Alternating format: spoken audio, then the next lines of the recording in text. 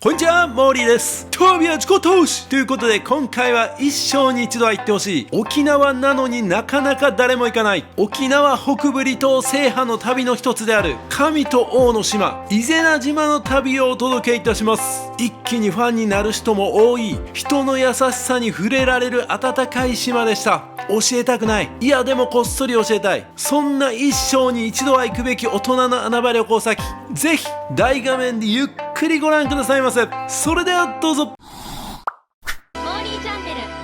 沖縄本島北西部にある伊是名島は面積約 14.12 平方キロメートルの自然豊かな島。人口は約1300人。伊是名島は神々が降り立ったとされる聖なる島として崇められてきました。島の各地には神朝木と呼ばれる祭祀の場があり、地元の人々はここで五穀豊穣や航海安全を祈願します。また東徳と呼ばれる農業の神が祀られ、旧暦の2月2日には東徳祭りが開催されます。伊是名島は琉球王国第二尚氏の始祖である荘園王の生誕地です。貧しい農民から王へと上り詰めた荘園王は琉球の発展に大きく貢献しました。島内には彼の生誕地とされる荘園王ウナー公園があります。また14世紀に築かれたとされる伊是名城跡も見どころの一つです。ここからは伊是名島の美しい海が一望でき、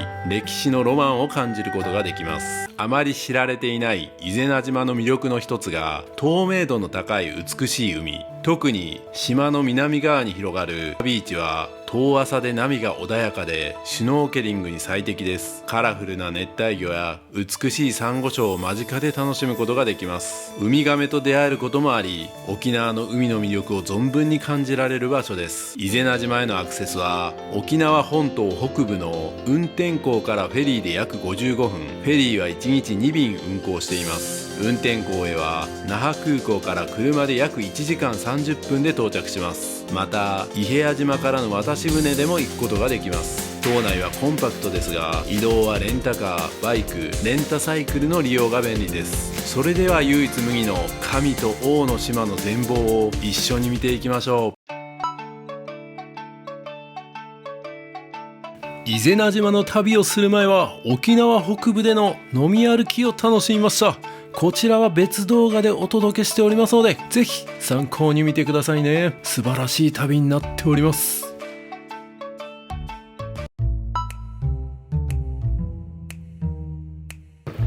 はい、さあ一体いくらなんだろうな。23日まで泊めるんかな。日帰り700円、1泊1000円やから結構高いな。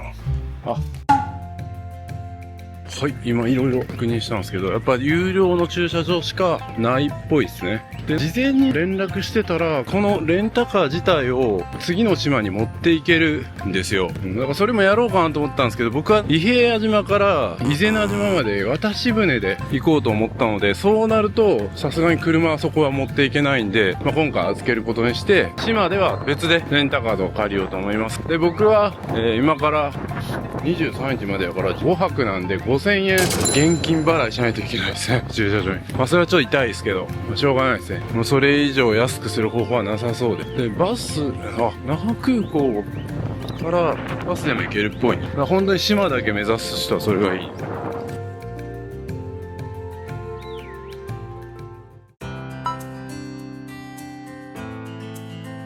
これが港ターミナル。フェリー伊平屋とフェリー伊是名があるんです。伊是名10時半発で、車乗せるんだったらだいたい往復で1万かかるんでね、置いておいた方が安いかもしれないですね。で、船は大人が片道で1840円片道買いましょう。はい、これ買いました。現金払いですね。船の運賃と環境協力税っていうのが払われてるみたいですね。これで島の環境を良くしてるんですかね。こんな感じの観光案内板もありますね。まだ行ったことがないから全くイメージがつかん。そして売店もありますね。売店はクレジットカード使えるな。普通にお菓子とか買えるな。今から1時間ぐらい船乗るんで、買ってもいいかもしれないですね。あ、やばい、売店で買ってたらいきなりもう誰もいない。もう多分乗ってるかもしれない。これ買いました。クシャなんていう。後で見せます。危ねえ。あともうちょっと迷ってたら乗り損ねるとこやった。なんでこんなことばっか起こるんや。ああやって車入れていってるんですね。バックで入れる感じなんですね。面白い。やっぱワクワクしてきますね。島旅はワクワクすんな。フェリー伊是名なんていうかやろあれ、松園直園、楽しみやな。去年まではもう伊是名島があるっていうことも知らなかったのに。おはようございます。よし、はい、はい、はい、失礼しお願いします。ありがとうござはいい、ます。ありがとうございます。あの将軍みたいな、なんなんやろ。お、釣りしてる人もいる。特に席とかはないんですよ。いやー、クルーズとかね乗りましたけど、やっぱこうフェリーもワクワクしますね。エレベーターで行くか。さすがにこれ持ってここ上がるのしんどいな。下から上がってくるんか。多分車乗せた人は上がってくるんかな。永久に乗れへんパターン。来たか。来た。めっちゃ人がいましたが、荷物持ってる人じゃなかったんで降りてくださいました。ありがたい。こっち。おお。来た来た来た。多目的スペースとかなってる。で、一般スペース、女性専用ってなっている。これどこでもええのか。メンソーレってなってる。こういう席もあるんや。あ、いいっすね。あ、全然いいや。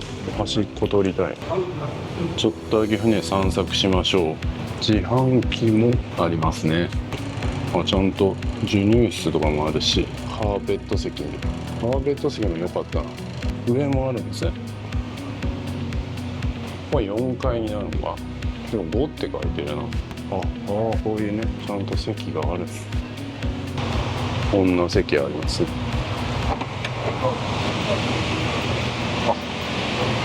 こんな席もあるやん。荷物がなかったらな、ここもいいな。おー、イヘア3来てる。あの向こうに見えてるのは氷大橋かな。氷大橋は有名ですよね。多分そんな気がするな。ああ、そうですね、氷大橋ですね、あれ。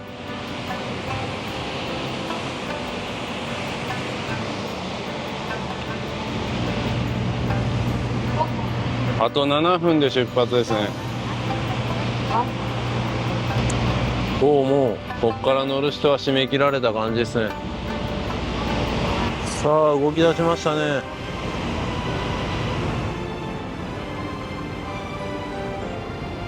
ありがとう、沖縄。楽しかったよ。いやー、気持ちいいっすね。最高。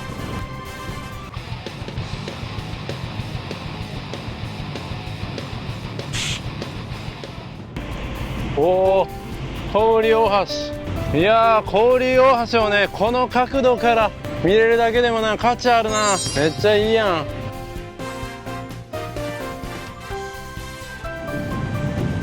おー、結構揺れてきましたね。うねりがある。まあまあ揺れてきたと。今日ズラが取れる。えらいことになる。ズラが取れる。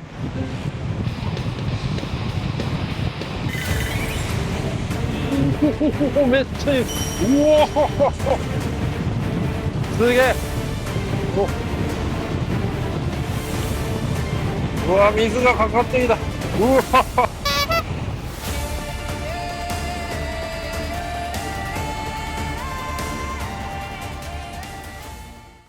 伊勢丹には電波も 5G が入ってます。さ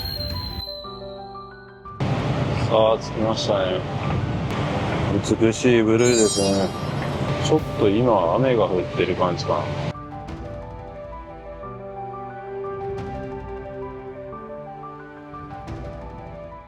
そうそう、チャット GPT で調べてたんですけど、この伊是名島はね、琉球王国の荘園王の生誕地として知られてるんですよ。だからフェリー伊是名荘園なんや。荘園王ですね。荘園王は15世紀に琉球王国の王となり、その功績を称えた荘園王御邸公園や、荘園王宇滝など歴史的な場所があるということですね。あと島には白砂のビーチや澄んだ海が広がり、シュノーケリングやダイビングに適したスポットが点在していますと。面積はね、約13平方キロメートルと比較的小さな島ですが、豊かな自然と沖縄の歴史や文化が色濃く残る魅力的な場所ということですね。楽しみですね。人口はね、約1300人前後みたいですね。歴史の島、自然の宝庫、ハブのいない伊是名島って書いてますね。さあ、着岸します。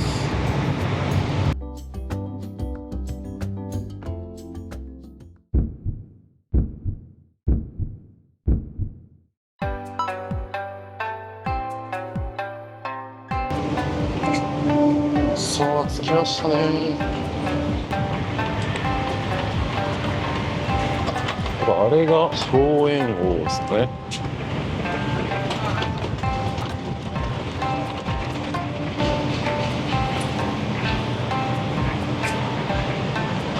さあ、到着しました。今回ね、上里商店さんというところにお世話になるので、その方にいろいろ今回聞きながら来たいなと思ってるんですけども、どこにいるんやろ。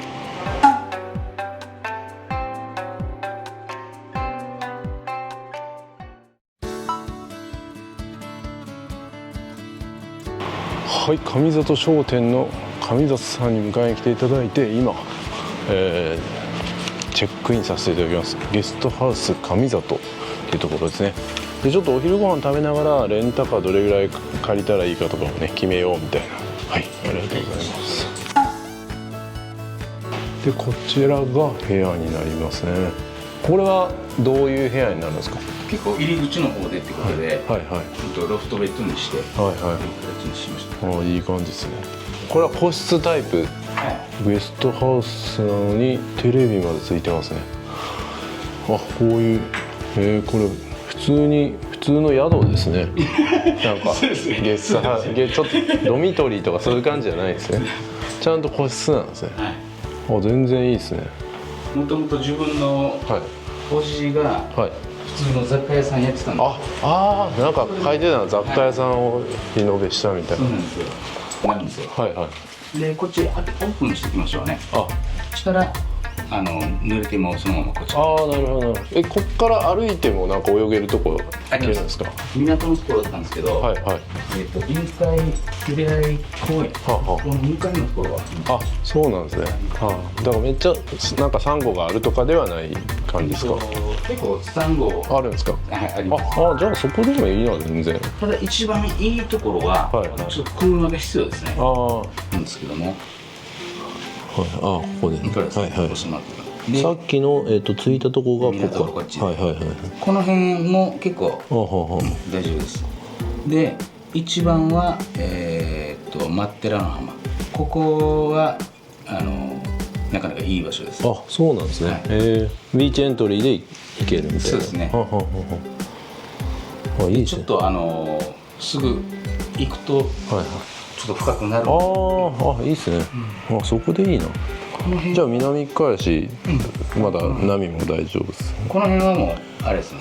遠浅って。そのシュノーケリングっていうよりは海水浴みたいな感じ、イメージですかね。じゃあここ行こう。そうですね。潜るんだったらこっち。はいはい。あっちが北ですね。こっちは北ですね。はいはい。であっちが南なので、北風今北風じゃないですか。なので南の方が多分穏やか。穏やか。冬はなんかそんな感じですね。そうですね。僕もなんか去年多良間島とかちょうどこのくらいの時期に行って、やっぱ普段は夏は北側がめっちゃいいけど、今はそうですね。集落が5つあるのか。5つですね。千花、趣味、中田、伊是名、清客。で今から行こうとしているところが小学校の向かいのこっちレストラン神山さん。ランチスポット来ました。移動から大変ですからね。いやそうなんですよ。まだ車借りれるとこはいいですけどね。なんか自転車で回る島とかきついっすね。あっちが小学校で最近できてるんですよ。最近できたんですか。1300人ぐらいいるんですよね、人口。1200。1200人まで減ってるんですか。レストハウス神山食堂。こっちがね。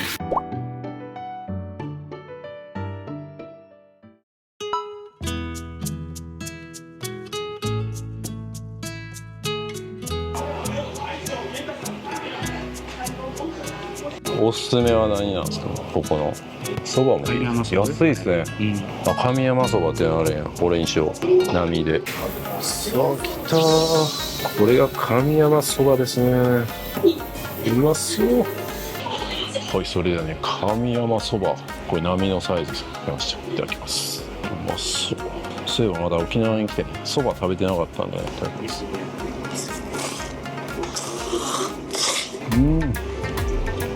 これはね、沖縄に来たって感じ。三枚肉。柔らかくてうめえ。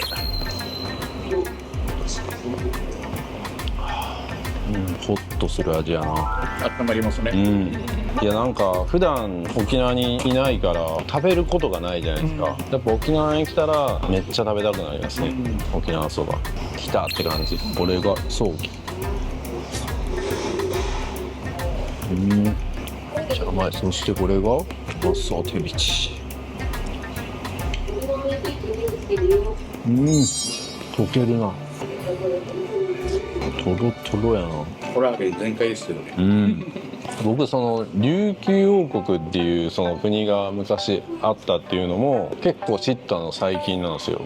それこそこの離島を回るようになって、どこを回った時だったかな、多分与那国かな、その辺りでまあいろいろその歴史とか調べてたら、そのやっぱ琉球王国の時代があって、まあ、そこから薩摩藩とかに結構支配された時にまあいろいろひどい仕打ちにあったみたいなのを知って、で北海道もまあそうですけど、もともとアイヌだったところにまあ日本が進出して、いや結構なんか日本本土ってえぐい国だなみたいな。言い伝えなんですけど、源の頼朝のスコープだったんですか、が島流しされて、でそれが運の手に任したところをついたっていうのが今の今日の運転と言われてるんです。そうなんですね。なんか源頼朝のなんか割と奄美の方とか行っても立ち寄ったみたいな場所があったりとか、いろいろありますよね、いろいろ。で西郷隆盛は仕掛けとか行ったりして、ここに住んでる人っていうのは王様の末裔みたいな人もいるっていうことですよね。島にはいないんですけど、でも多分大体みんな血つながってね。そりゃそうですよね。面白いですね。勉強になります。これから一周回るようなルートに行きます。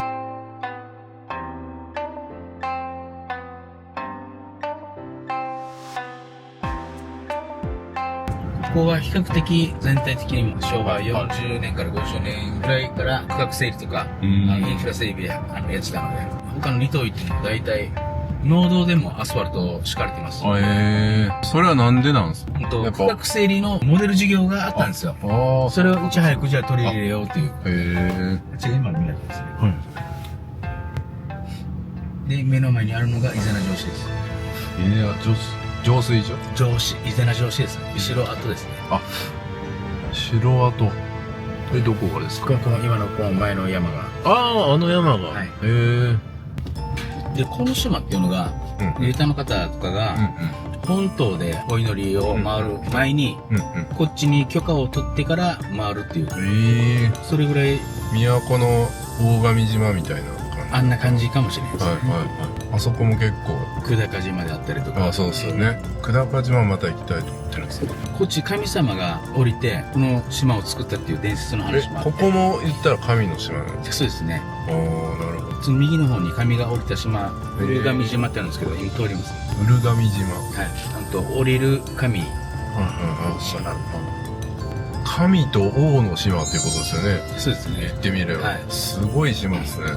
結構この山とかに自分なんかお祈りするときに、干支とかあるじゃないですか。あれ別でお祈りする場所があるんです。例えば自分が50年生と一緒で生まれでウの人なんですけど、ウが回るその山とか。全然知らんかったな。いや、そもそもこの島があること自体僕知らなかったです。僕、離島を取り始めたのって、与論島が初めてなんですよ。そう。だからすごい与論島には思い入れあるんですけど、もうほぼほぼ同じですね。じゃないですか。また近いし。そう、沖縄なだけで、向こうはまあ鹿児島ですけど。今左から見える離島がそうなりました。離島？ああ、あれですか？ああ、あれが神が降りたとされる島。こ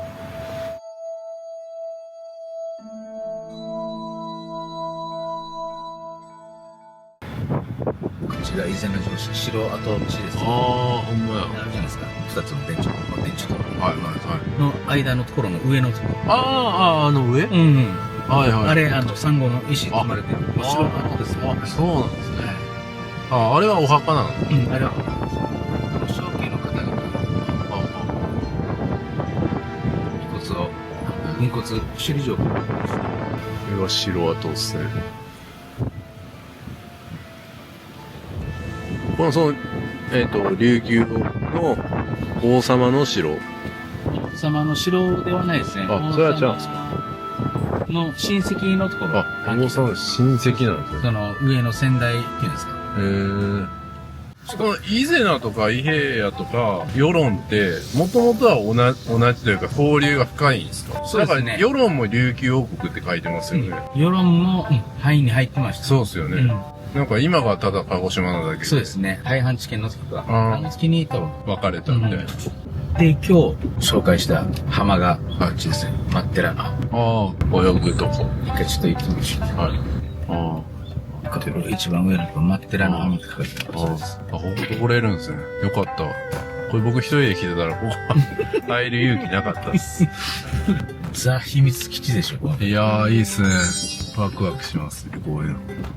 これぞ離島ですね。だから最近、石垣島とか、宮古島とか行っても、やっぱ整備されすぎて、ビーチって感じです。いや、そうなんですよね。もう、ね、パラソルとか置いてるから、そういうのを求めてないんだけどな、みたいな。まあでもしょうがないです。でもよくリピートする方なんかは、もう椅子とテーブルだけでいいって言いますね。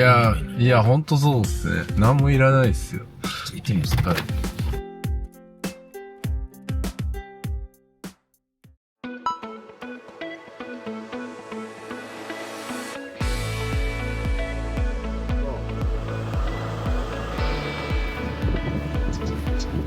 おー、いいっすね。いい感じっすね。綺麗。半丁って言ってたじゃないですか。2時半ぐらい。で、あっちの岩見たらわかるんですけど、あんだけ下がる。なるほど。満潮になったらあれぐらい上がりますよ。どの辺なんやろ？深いところ。この辺だけでも深いですよ。いきなり下がりますから。波も結構大丈夫そうですね。後でここで泳ぎたいと思います。ちょっと水温だけチェックしとこうかな。冷たそう。めちゃめちゃ透明度高いね。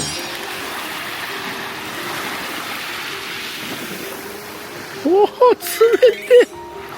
冷た。大丈夫かこれ。これ泳げるんか。めっちゃ冷た。ち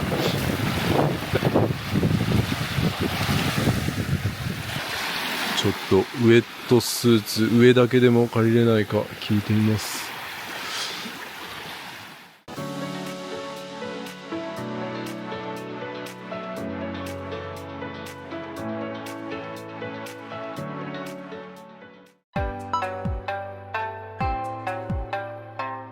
ここはギタラ展望台って言うんです。ギタラ展望台。ギタラっていう意味が、こっちの方言で岩っていう。岩。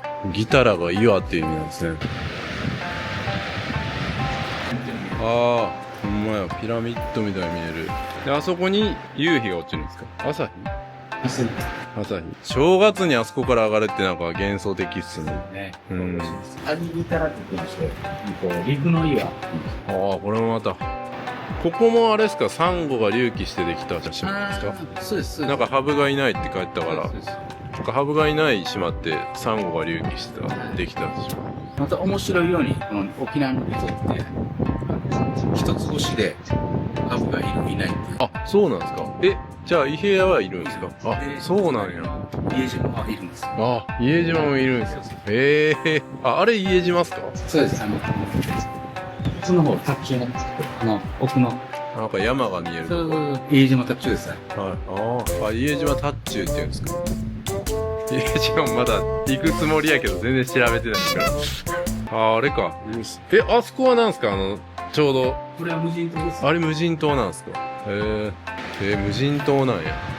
なんかあれはそういうシュノーケリング会社とかがあっちに行ったりとかしないんですか？あっちは誰も入らない。前ニュースで中国人あれですか？島、いや僕もそう言おうとしたんですよ。中国人とは買ってへんやろなとかって言おうとしたら、あれがそうっすか。あそこは中国ではないか。中国人が所有してる日本っていうことか。なんてこった。外側みたいなんですよ。あ、そう全部じゃないんや。なんと砂浜のところが中国人買ってるんや。ここやったんや。直売所。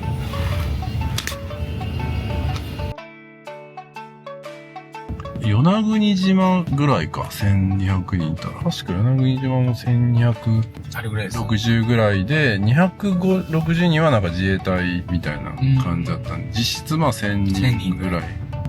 あっち周囲何キロぐらいですかね？周囲は一周してどれぐらいやったかな？ 1 時間ぐらいでしょうか。なんか似てるんかもしれないですね。ですね。サイズ感も。でも日本はなんかこういうどこの離島行ってもちゃんと水道も出て電気も通ってね、ネットも繋がってるからすごいなって思います。やっぱり海外とかだとちょっと離島行くとないとかでもここまで綺麗じゃないっすよね、やっぱ。お客さん案内してる今。海地語やってて、モズクやった漁師なんかが集まってこっちでワイワイする。あ、そうなんですか。楽しそうです。来月ぐらいから多分モズクの収穫も入ってきますよ。あ、こういう時期なんですね。今本当に島自体の観光で行ったら本当にシーズンオフですね。収穫とかなんとか。なんかそういうモズクとか楽しんだりとかしたらこういうシーズンでもそうですね。そうですね。取れたてのお客さん来そうですけどね。ですね。体験もありと思いますけどね。あそこが伊是名ビーチ。テーブルとか置かれてるんですけど、夕日とか。夕日見るときがいい。最高ですよ。お、猫や。おー、めっちゃいる。ニャンコ。トライアスロン。トライアスロンのなんか聖地みたいな感じなんですか？こっち。以前なんて。そうですね。1988年に。88キロ全体。最近この整備とかもあって。整備されてますね。なんかやっぱ綺麗やもん。そうか。一番ここがメインのビーチ。またニャンコ。この猫もね、人気なんですよ。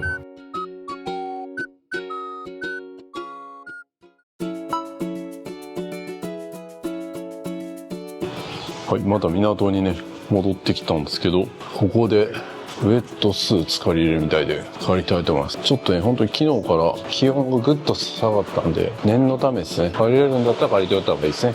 風邪ひいたら困りますからね。伊是名観光協会で借ります。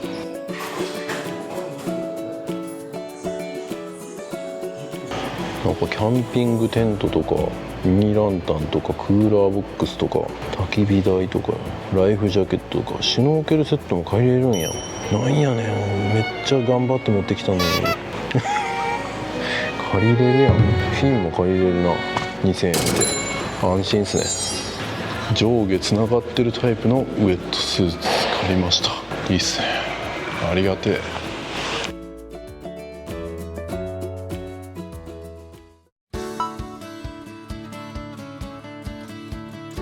さあ改めてレンタカーを借りに来ようと思ったら、なんとお昼休憩中じゃないですか。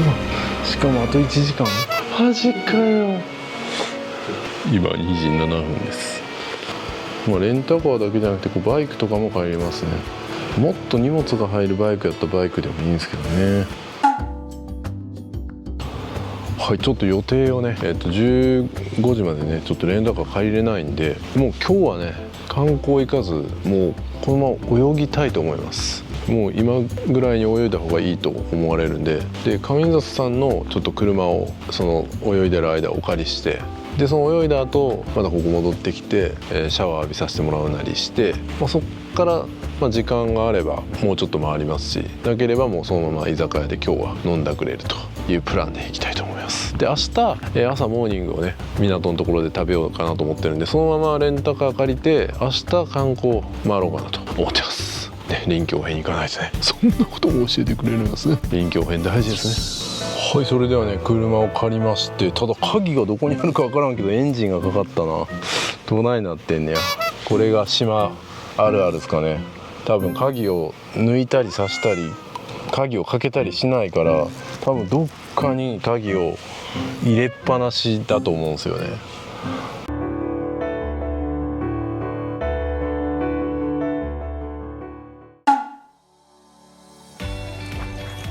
はい、それではね、ウェットスーツも着まして完璧な状態になりましたんで、今から海行きたいと思います。天気はねそんな良くないですけど、多良間島思い出しますね。多良間島も冬に行ったから天気はそんなに良くなかったけど、でも海の中はすごい良かった記憶があります。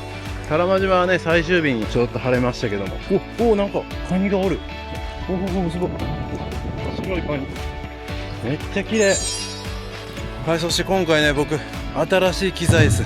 もう今撮ってるカメラを直に今までつけてたんですけど、これからさらにいい映像をお届けしようと思って新兵器投入しました。ただちょっとうまく使えるのか分かりません。結構難しいらしいんでね、ちょっと試しに行きたいと思います。行ってみたいと思います。寒っ。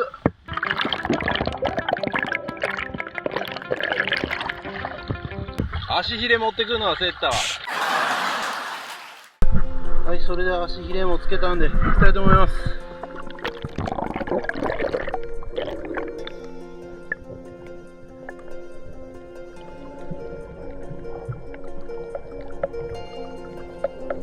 結構ね曇った状態なんですけども、透明度はかなり高いですね。これは晴れてるとねかなり綺麗な景色が見れることは間違いないですね。ただね僕が泳いでたところがちょっとスポットを間違えたのか、ド派手なサンゴが見れなかったのが残念でしたね。十分綺麗なんですけどね、もっとね美しい景色が見れるんじゃないかなと思ってます。それではここからはね音楽を止めますので、自分自身が泳いでる気持ちでゆっくり見ていただければなと思います。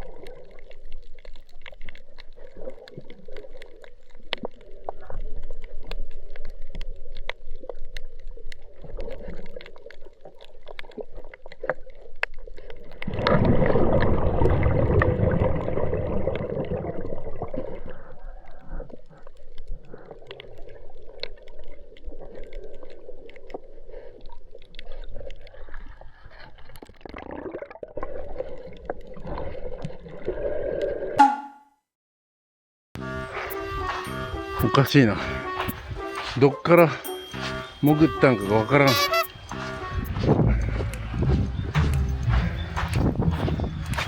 こっちやったかな。だいぶ流されたのかな。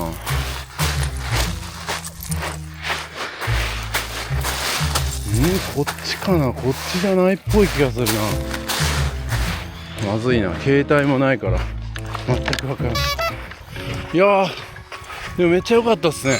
あんま期待してなかったんですけど、やっぱこんな天気良くないしね、すごい良かった。色とりどりで魚もめっちゃ多かったし、なんかいろんなサンゴがあって、やっぱどこ行ってもね唯一無二っすね。ここかな。なんか車あるような気がする。頼むで。あ、車あった。よかった。よいしょ。あったあったあった。よかった。そしてなんか雨降り出した。でもいいっすね。こうやってウェットスーツ借りられるサービスが普通の島だったらあんな観光協会で借りれないと思うんですよ。マリン業者とかに借りないといけないんで、マリン業者とかだと冬とかも休んでたりとかするんですけど、観光協会は休まないですからね。冬の閑散期に来てこうやってウェットスーツで泳いだら誰もいない海楽しめますね。これはいいわ、最高。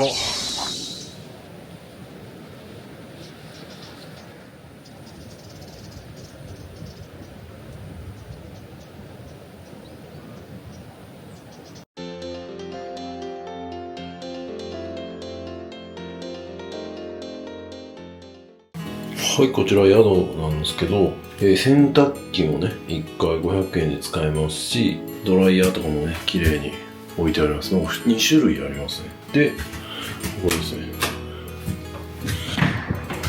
綺麗なリフォームされたお風呂がありますね。入浴もできますね。いいっすね。海入ってきた後なんで、シャワー浴びたいと思います。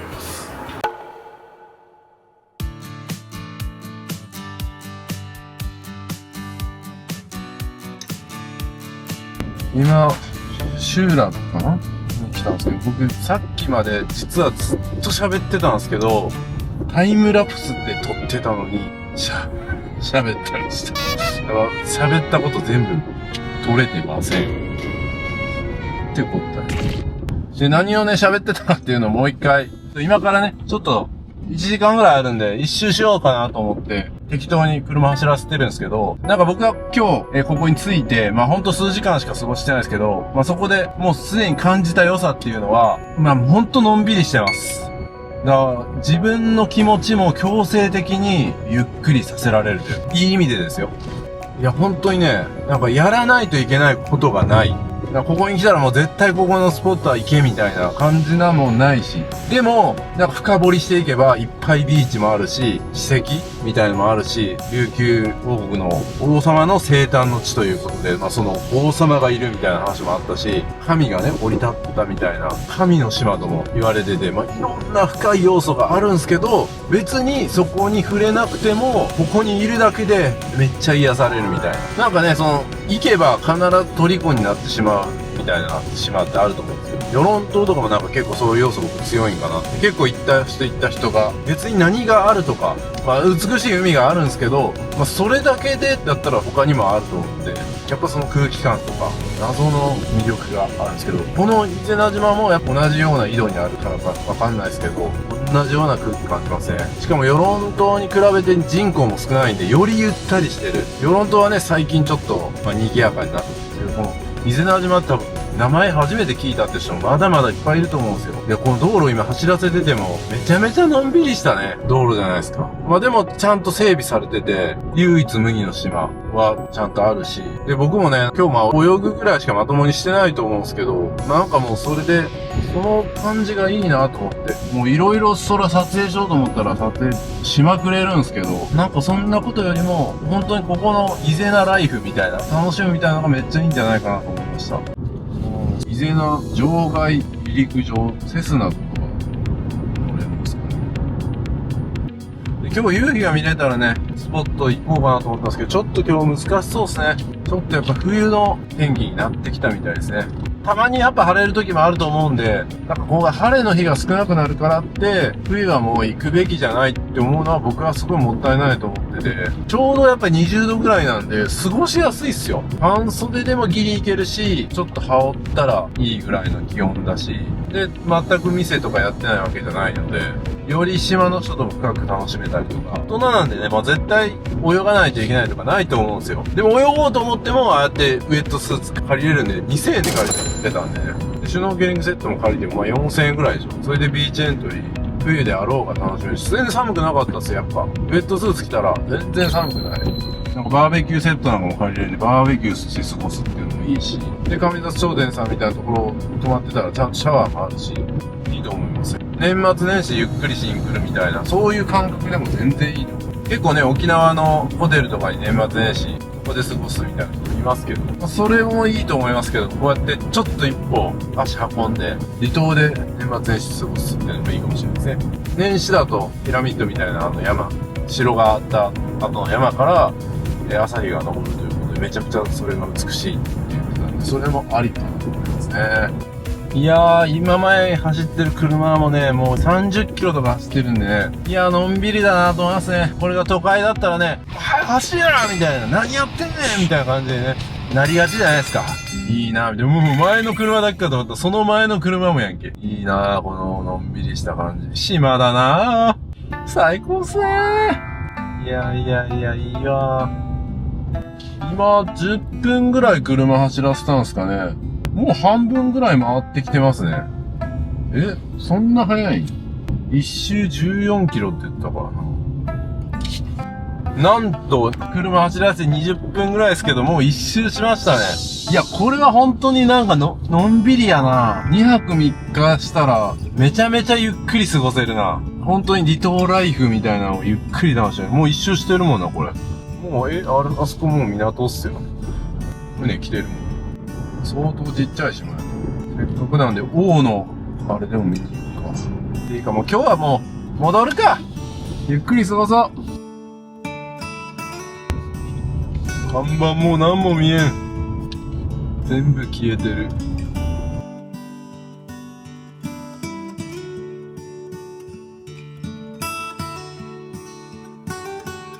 おー、この辺はなんか、結構栄えてますね。なんか宿がいっぱいある。中川館、泉荘、そして伊是名小学校。なんか小学校めっちゃ綺麗やん。小学校の建築ラッシュみたいなこと言ってたけど、めっちゃ綺麗な小学校。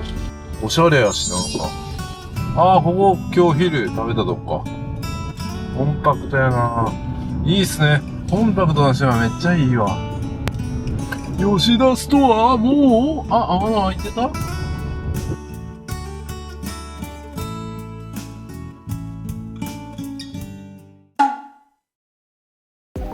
い、気になる Wi-Fi の速度は？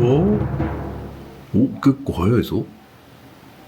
おー、ぼちぼちですね。これやったらもう全然 YouTube の活動できるって感じですね。ありがてえ。島でこれだけの速度出たら十分っす。今日の映像でもチェックするかな。いやー、めっちゃのんびりやな。鍵も扉も開けっぱなしっす。なんかそういう感じがいいっすね。自然の風を感じながら盗まれたらとか、そういうね、ことも考えなくていい。その離島感がめっちゃ好きっすね。一応鍵はあるんですよ。やっぱ気になる人もいると思うんでね。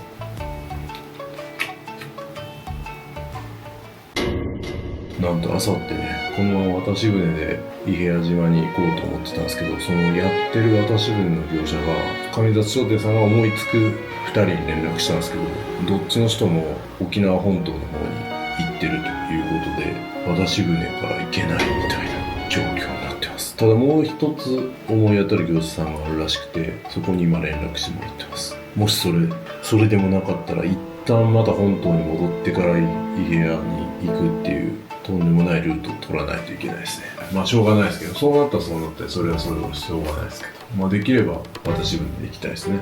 そのままこう行けるのに一旦また戻ってまた行くみたいなねことしないといけない。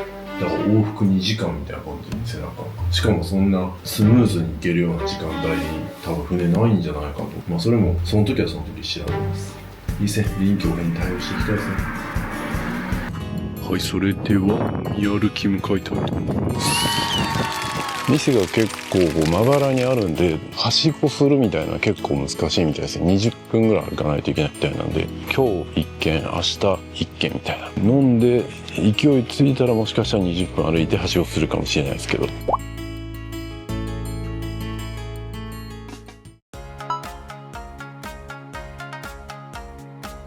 はい、お食事亭山、港のところですね。ここで飲みたいと思います。お、まだ6時11分なんで、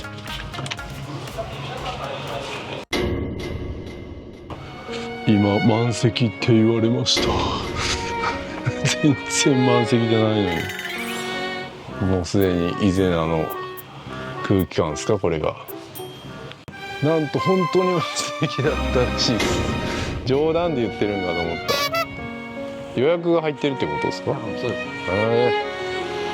なんてこった。結局はしご級の距離を歩くっていう、はしごしないのにやっぱこの冬っていうのはね、建築だったりとかが盛んに行われて、そういったお客さん来てるんで、そっちの混み合いがあったりするんですね。誰か歩いてる。みんな行ってます。これストア、島のコンビニみたいな感じですか？そうですね。でもあれか、そうか、もう自販機は結構あるんか、どこにも。夜はもう自販機しかないってことか。もうお酒の自販機はないんですよね。お酒はないんですよね。結局今日の昼いただいたお店に1軒目行って、その後空いてたら2軒目行きたいと思います。警察もいるんですね。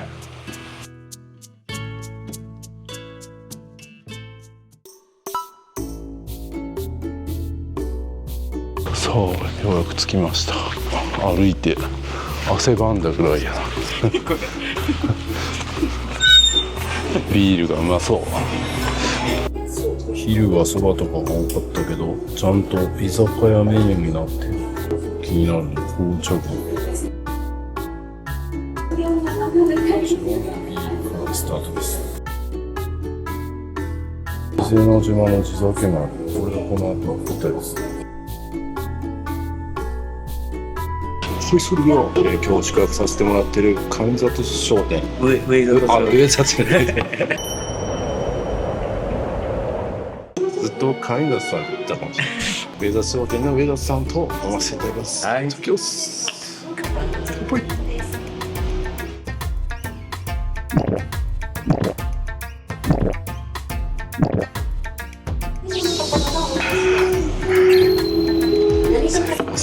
間違いないです。これを美味しくするためにあんだけ運動させてくれたんですね。魚のメニューがないんですよ。刺身とかがないですね。これ多良間島とかと似てて、自分で取って自分で食べるみたいな感じですね。おろされてないみたいな。これがもずく酢。さすが島の方。もう僕が飲み干す前に飲み干してます。じゃあ僕はちょっともずくからいただきます。伊是名のもずく。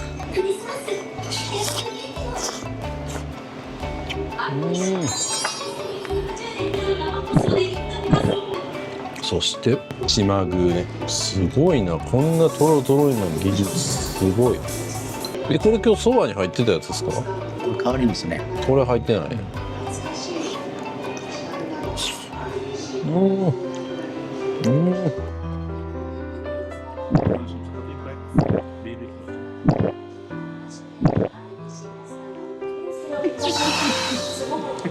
最高。いや本当に美味しいんでね、オリオンビール。いややっぱ伊是名のお酒飲みたいですよ。伊是名酒造があるんですね。種類は結構豊富ですよ。それの20度、30度、40度とか。金賞もらってるやつあるじゃないですか。時はっていうんですか。これグラス2つお願いします。40度っすよ。40度すごいな。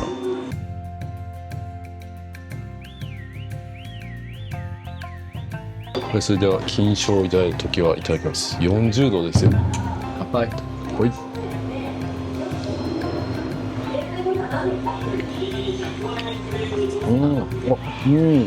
甘いんですかこれ。甘いですね。美味しい。なんかまろやかですね。なんか臭みもないし。ないですね。素晴らしい。もずくそば。ちょっと僕が思ってたもずくそば違ってたけど、これも新しいスタイルですね。ブレンドして食べるみたいな。いただきます。うまっ。伊是名島のもずくうまいっすね。でも島の人はなんかもうずっと食べてるから食べ飽きてる。食べ飽きではない。飽きはない。飽きはないですね。言い過ぎました。飽きないように。やっぱ関西とかもずくとかがないじゃないですか、文化的に、貴重ですね。美味しい。たまになんかスーパーに売ってたりしますけど、ちょっとやっぱ高いっすね。やっぱ輸入してるからでしょ。これ次も行きたいのになんか締めみたいな感じになるの閉まってしまいます。まだペペロンチーノの麺類来るんで。いやそうなんですよ。結構なんか炭水化物系が多いなと思って気になってた。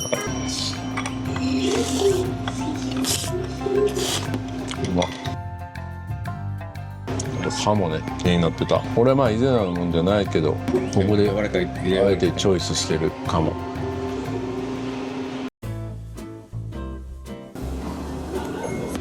しめ鯖。あ、うまいな。ここのものじゃないって言ったけど、なんかここで釣れたものかのようにうまいな。冷凍できてるんですかね。酒進みますね。いや、魚に飢えてたからか余計美味しく感じる。間違いない。もずくペペロンチーノ、これめっちゃインパクトあるやん。もずくペペロンチーノ、いやこれなんか一番ここの特徴的な食事かもしれない。早く頼まないでいるところでした。いただきます。あ、これはペペロンチーノの味なのにもずく、どういうこと？やっぱもずくなんや。パスタが入ってるわけじゃないですよ。もずくをペペロンチーノ風の味にしたみたいな。あれですね、やっぱここの人はそのもずくめっちゃ食べるから、その飽きないようにってさっき言ってたから、その飽きないように工夫してペペロンチーノみたいな味も作り上げたってことですね。これはうまいですね。お酒が進む。も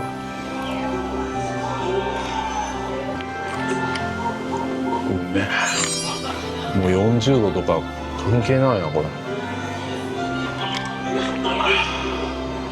最高やな。次の行くか。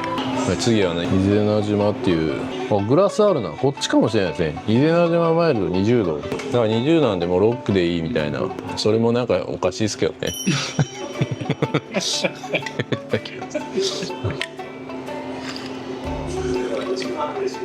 ああ、飲みやすいですよね。飲みやすいですね。伊是名島の青森美味しいですね。まろやかな感じ。で豆腐チャンプルー、美味しいですね。これ好きかも。いや美味しいですよね。人気あるの分かるな。危うく見逃すとこです。実は僕も初めてなんですけど。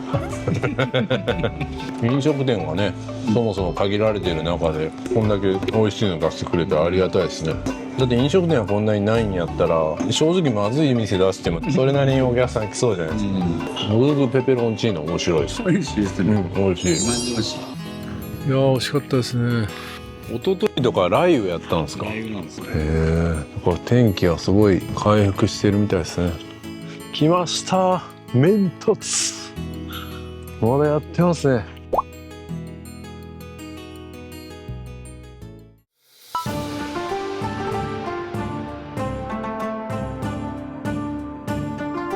レモンサワー。それではいただきます。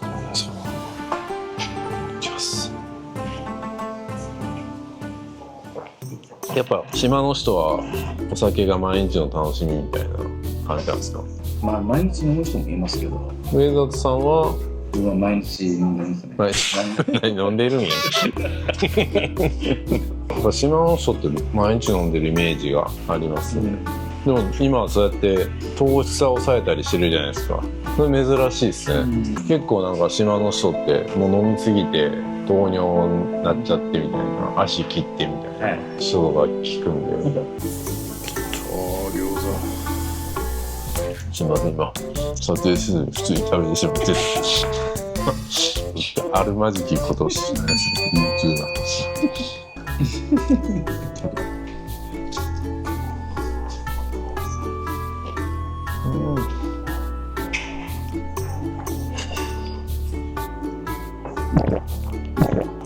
サワーがありますね。きたー、これはうまそうですね。味噌ラーメン、北海道で食べた以来の味噌ラーメンです。じゃあ味噌ラーメンいただきます。食べれるんだ。いただきます。これが離島で食べれるっていうのがまたすごいですね。ラーメン屋のラーメンやな。ありがたいですね。無性にラーメン食べたくなる人も多分多いでしょうからね。島に限られたお店がある中でやっぱラーメン屋さんがあるってなったらちょっとやっぱ気になりますよね。味噌うまい。これほんと普通に美味しいですね。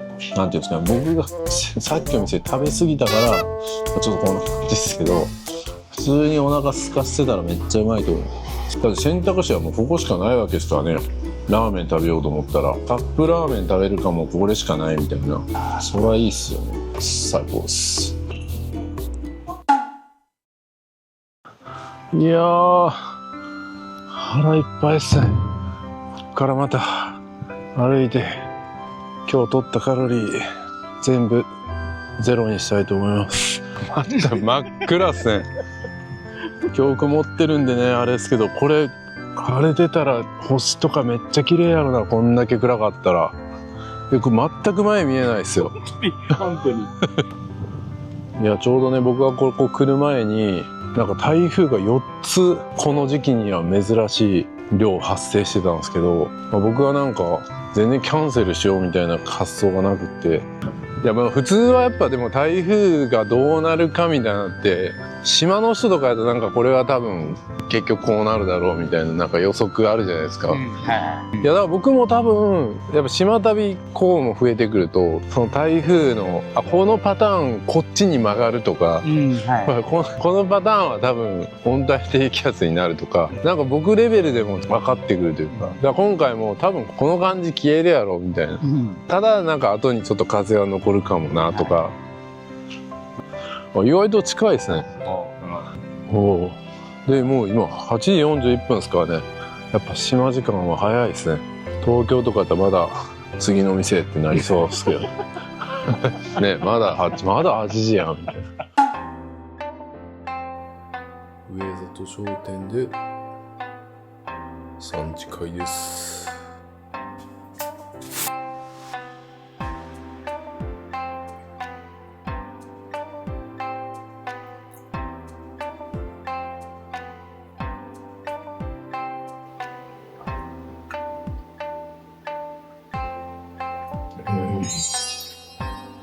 美味しい。やっぱいい飲みです。落ち着きます。そうっすね。まだね、全然そんな観光はしてないですけど、まあそれでももう、この伊是名島の良さが。ここになんかいろいろ口コミみたいな。そうなんですね。伊是名村、人が温かいですってね、書いてる方とか、透き通る海、生き生きとした見渡す限りのサンゴ、ゆうとそびえる城跡。どの景色を思い返しても素敵で、あの日、伊是名に恋しちゃったみたいですとかね。素晴らしいですね。のんびりできる島で。しかも誰も今日は泊まってない。今日いないんですよね、本当に。貸し切り状態で。泊まってた泊まってる人たち。そうですね、ここで交流会であったりとかいろいろあったりしますけども。それは本当にいいですよね。そういう空気感は、やっぱ、ただスポットを紹介するだけでは伝えられないと僕は思ってるんで。そうですね。なんか僕、何にもない島の方がヒットするというか、僕らしい動画が作れるみたいなところはあります。だからやっぱ、いろいろあるところなので、やっぱそこ行かないといけないから、結局割と同じようなとこを紹介するのが目立つんですけど、何にもないし、例えば、佐浜島とかも何もないし、大神島も言っても何もないですけど、そこで起こったドラマとか、聞いた話とかを動画にすることで、やっぱそれがすごい評価してもらえて、京都かでもいきなり居酒屋から始まり、レンタカーもそうだし、いろいろ。そうですね。でもそれも僕やっぱり離島の良さだと思うし、まあ渡し船もね、結局なんとかなりそうな感じですけど、なんとかならないことも想定はしてる。そうですよね。ゆっくりするにはめっちゃいいっすね。僕の知り合いの方ですごい名言いただいたんですけど、無駄な時間を優雅に過ごせる場所。そうっすね。本当にそうっすね。それはなんか僕も今日思って、まあ僕なんか YouTube で撮りに来てるから、やっぱ1分1秒無駄にせず、いろんなとこ撮影したいって普通は思うんですけど、なんか今日は、まあこれでいいかなとか、もうなんか逆にちょっとゆっくりしようかなとか、まあ無理しないでいいかみたいな感じの気持ちになったんですよ。だからそれは多分この島が持つ空気がそうさせてるみたいな。僕なんかもう本当にほっといたら勝手に忙しくしちゃった人なんで、そう。だからそういう人こそ、こっちに来て、まあその遠隔で仕事ができる人とかも、こっちで仕事することで何か忘れてたのか思い出すことになるかもしれないです。そんなことも学ばせてくれるんですね。まさに食べ味こと欲しいですね。本当に一番今日会えたことが本当に。いや。ありがとうございます。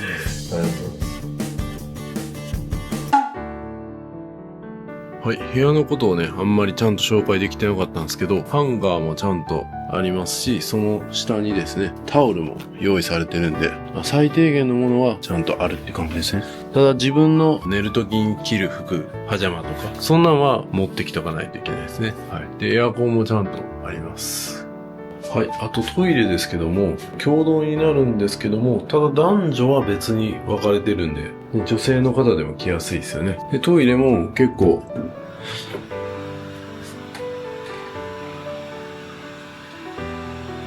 清潔です。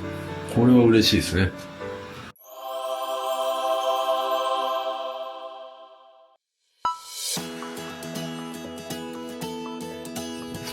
おはようございます。今、朝8時43分ですけど、なんと、今日もめっちゃ曇りっていう予報でしたけども、青空見えてますね。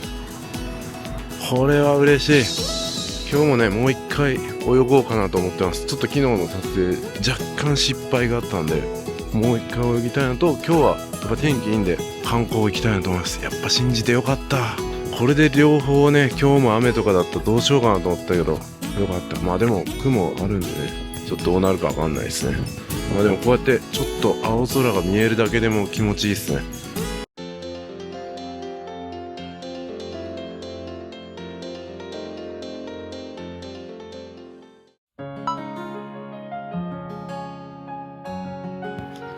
さあ、それではね、この港の中にあるお店でモーニング行きたいと思います。気温も23度で過ごしやすい。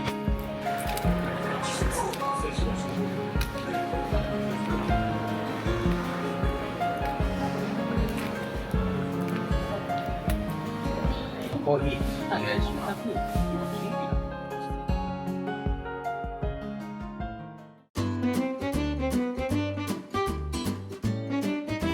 本日中にお召し上がりください。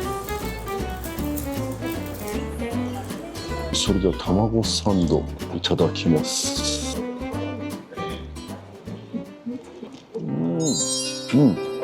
めっちゃうまい。うわ、すごいジューシーやし、なんかレタスもシャキシャキやし、卵もなんかちょうどいいぐらいのなんか柔らかさで、それでいてなんかちょっと家庭的な感じもあっていいですね。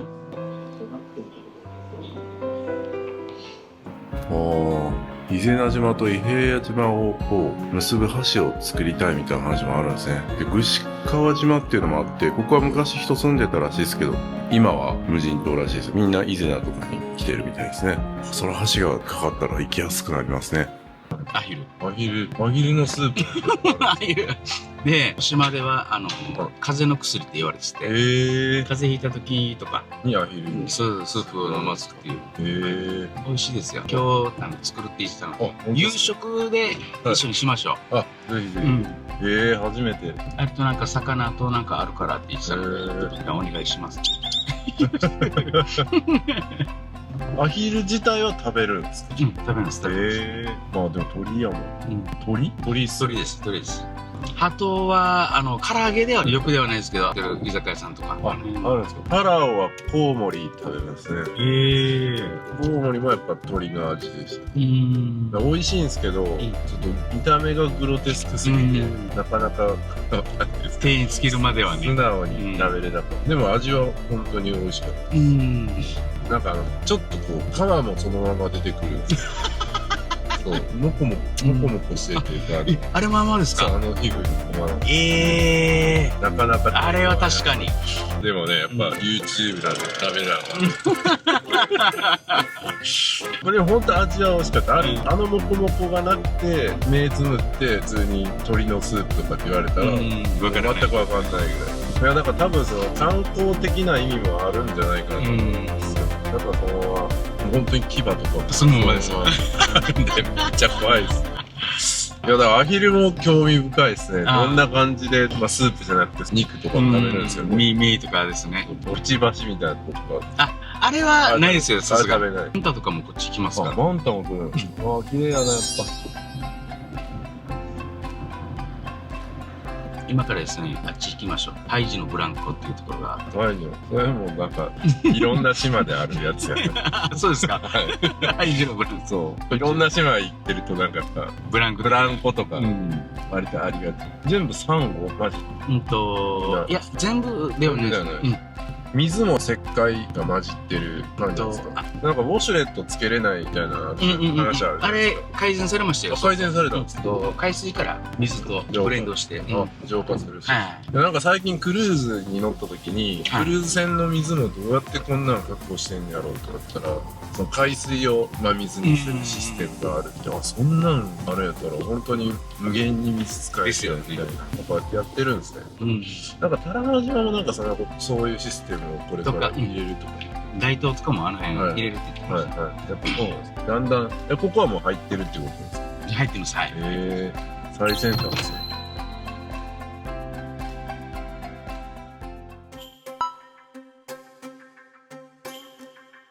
アギータラの裏側。いやー、すごい。存在感がすごいな。ギタラっていうのが岩っていう。ああ、ギタラ。はい。こっちが陸にあるはい。岩はっていうことで、はいアギギタラっていう。い。アギギタラ。アギっていうのが。アギが陸っていう意味ですね。これ今後ろ側ですね。昨日。はい。はい。迫力ありますね。こっちで過去にロッククライミングした方とかも。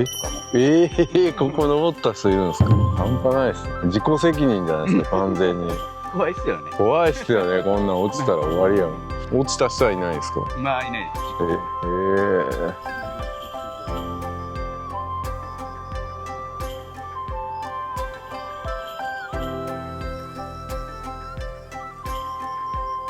そしてここにブランコがあるじゃないですか。この素晴らしい海を見ながら、でもだいぶちょっと生い茂ってるから隙間から見るしかないけど、これを見れます。いや、素晴らしいですね。ああ、こっからも夕日見れるんですね。今日は見れるかな、夕日。見たい。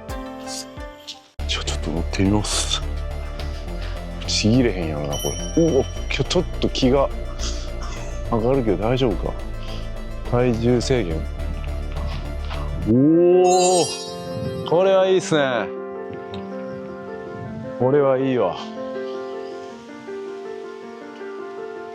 本当にちょっと海が見えるところがちょうど草で隠れてるけどな。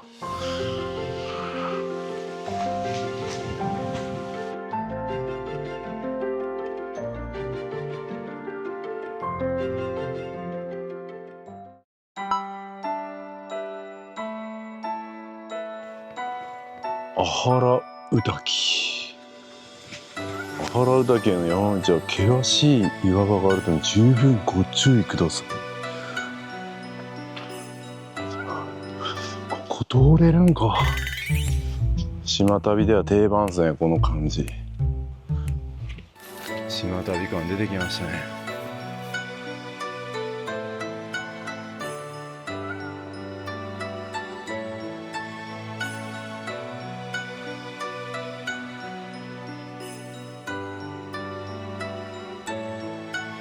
こっちの宇滝は別に女性しか入ったらダメとかそういうのないんですね。やっぱ違うんですね、島とかに。来た。よっしゃ。これか。これは開けていいんですか。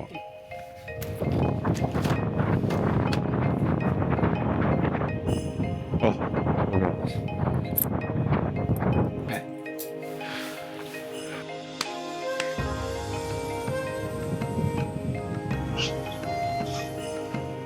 素晴らしい。はい、こっちもまた登れます。おお、めちゃめちゃ絶景や。これは素晴らしい。海がめっちゃ見渡せるし、こっちは森が見渡せるし、ここはすごいですね。ご褒美みたいな感じや。これはいいわ。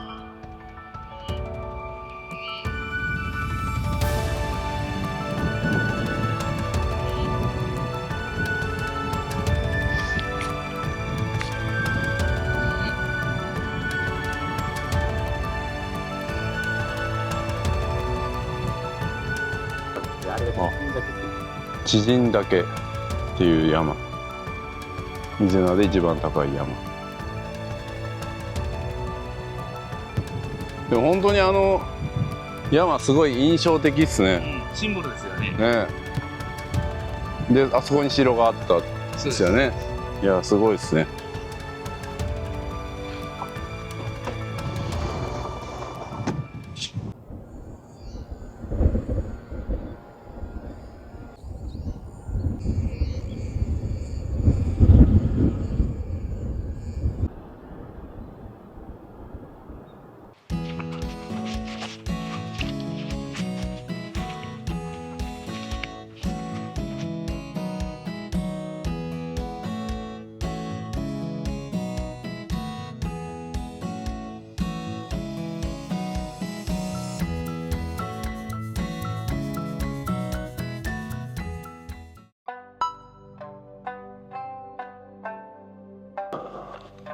こっちっすか。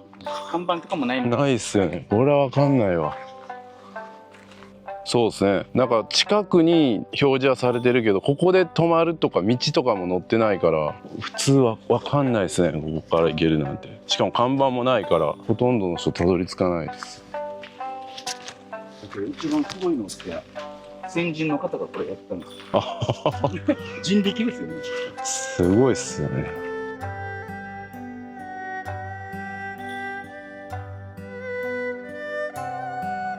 ここの岩って本当に硬くて、これも硬いですよね。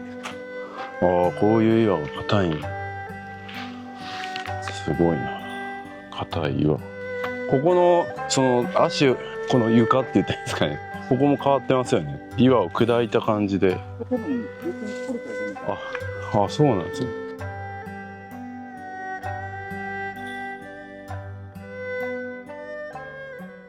あるんだこれ。見て見て。下向いてたら松、この松にやられた。下ばっか見ず上も見ろっていうことを神様は教えてくれるんですね。ね、下ばっかり向いてたら、ね、逆に痛い目合うぞと。前を向いていけ、上を向いていけと。上を向いて歩こうってありましたね。そんなことも教えてくれるんですね。この伊是名島の旅はまさに旅足ご通し。下ばっか見てました。皆さんもそうじゃないですか。下ばっか見てませんか。来た。絶景が多いな。分かれ道、しかもこれ右行くんですか。これも分からん。ほら上里さんに聞かないと分からん。これが神の岩座です。これが神のさ。神になります。おお、これは絶景や。いや、これもなかなかないですね。こういう感じ、他の島で。いやー、誰が名付けたのか。しかもここ神の岩座と思ったからああいう階段を作ってるわけですごいですね。誰がこんなとこ発見したんだよ。すごいですね。ここ座れるんですか。神になった気分ですね。素晴らしい。こうやって高い位置から物事をこう眺めろと、ね、さっきは下ばっか向いてたけどちゃんと前を向け上を向けと、そしてこう高い位置から物事を見ろと、そんなことも教えてくれるんですね。この伊是名島の旅はね。いやー、勉強になるな。上から見るとやっぱ見えるものも変わってきますね。こんな景色だったのかと、ね、何の小さなことで不満を言ってたんだと。素晴らしい。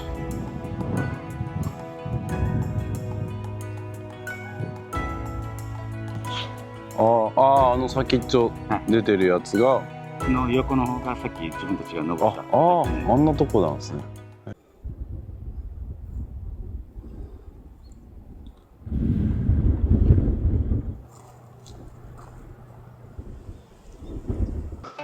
はい、さらにそんとは違う方向から上がってきました。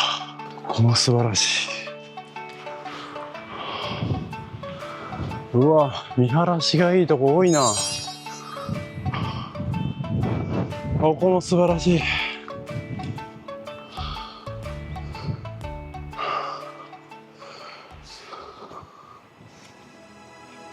あれが神様が降り立った島ですよね。降り立ってさっきの玉座に座ったと。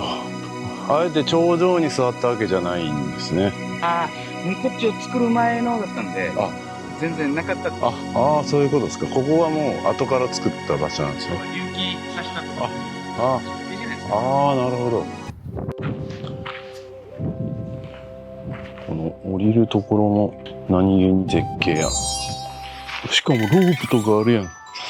やべえ。地元の方は悠々と降りていきます。しかもなんか全然なんかダルダルのサンダルで余裕っすね。よいしょ。ロープ使う。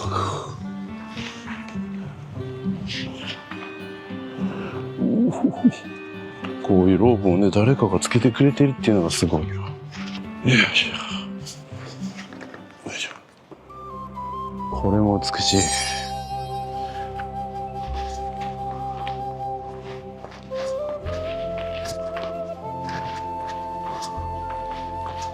全然景色が変わりますね。なんか場所場所によって。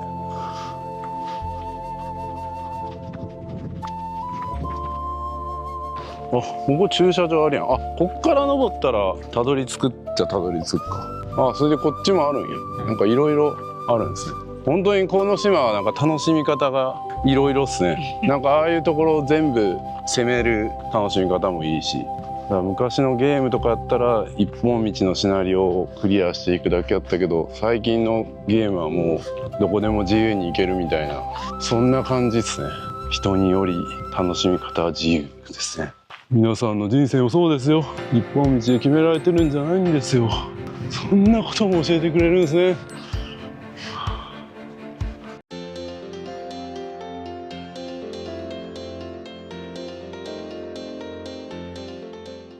もうなんかめっちゃ登って大変やったって思ったら上に駐車場があった、でも書いといてほしいですね。なんかこっちからも行けます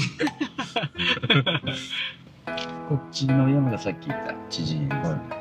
で、昔はあっちに展望台建物があったんですけど、風化してちょっと取り壊しになった。そうなんですね。あっちからの眺め良かったですけどね。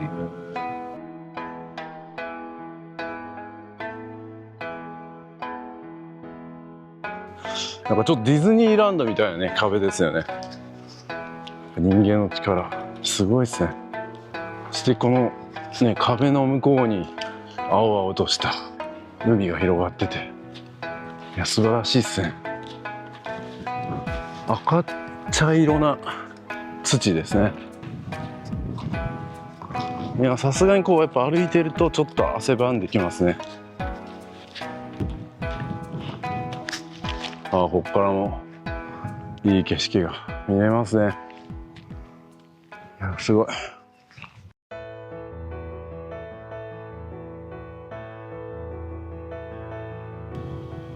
役所綺麗ですね。なんか小学校もめっちゃ綺麗でしたね。建築ラッシュでここ数年で。でもなんか小学校を新しくするってなんかすごい希望がありますね。なんか大体島ってどちらかというと廃校になっていくパターンの方が多い気がするんですけど、耐久性とかやっぱりあの辺の問題もあって。なるほど。災害の時とか。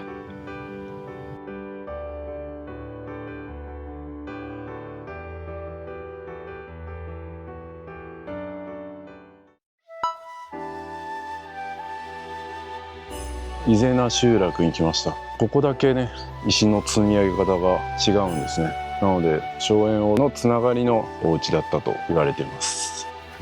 でここ入れます。荘園王の叔父を外するところなんですね。すごいですね。立派ですね。やっぱこの時代が進んでもね。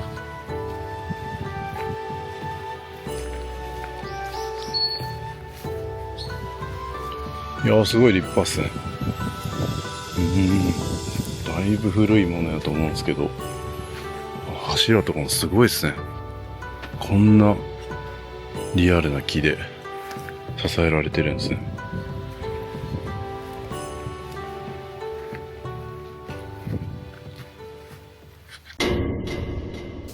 はい、上里さんがなんと昔アクションの仕事をしてたみたいで、今またこうバク宙ができるように練習してるみたいなんですよね。でちょっとここでチャレンジするということで見せてもらいたいと思います。いきます。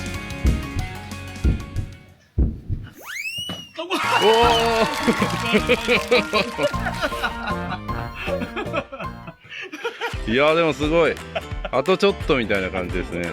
大丈夫ですか？痛くなかったっす？島だからできるっていう。ああ。でご年齢が48。 48ですよ。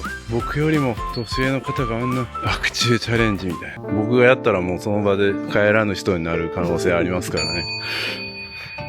すごい。あ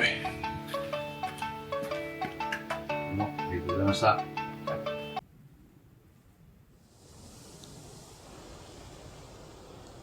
お、なんか放送が。J アラート。地震とか。はい。そしてここも歩いてるだけで美しいですね。桜じゃないけどなんか。はい、なんかすごい。何これ。いやー、これ歩くだけでも本当に癒されますね。ここもすごいな。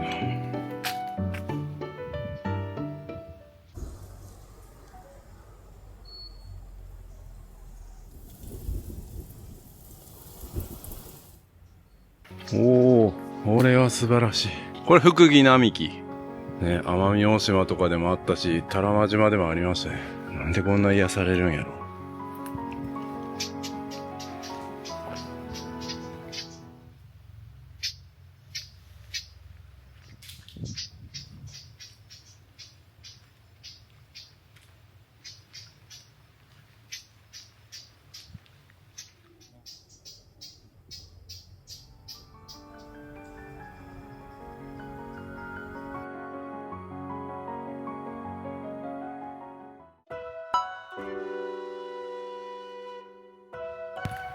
アサギ、上アサギ。県指定有形民族文化財。上アサギは麦大祭、稲大祭、うんざみといった豊穣、豊漁祈願など様々な漢字がむずいな。祭りごとですか、ね、祭りごとをね、その時に使うんですか、はい、すごいな、これ。これは各集落にあるみたいですね。面白いですね。いろんな場所でいろんな常識がある。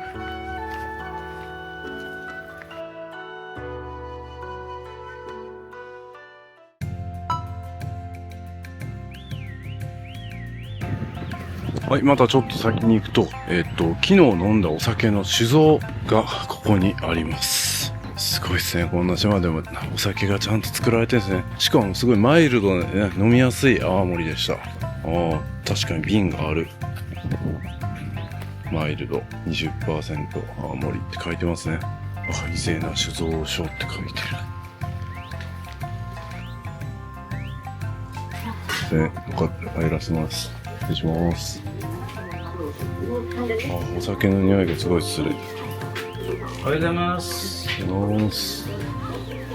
っぱいお酒がこうやって瓶に詰められていってるんですね。ここからラベルを貼ったりとか。すごいすごいすごい。時和もありますね。時和もうまかったな。はい、それではレンタカーをここから借りたいと思います。何時まで借りれるのかな。でも24時間借りれるから24時間借りるか。全然変わらんもんな。軽自動車だったら24時間3850円で9時間でも3300円やから1日借りるか。なんともうほんと数秒で借りれました。数秒高しい。1分ぐらいで借りれました。早い。これですね。これで行きたいと思います。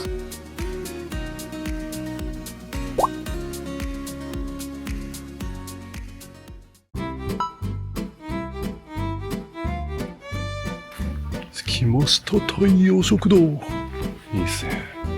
麺カフェって書いてる。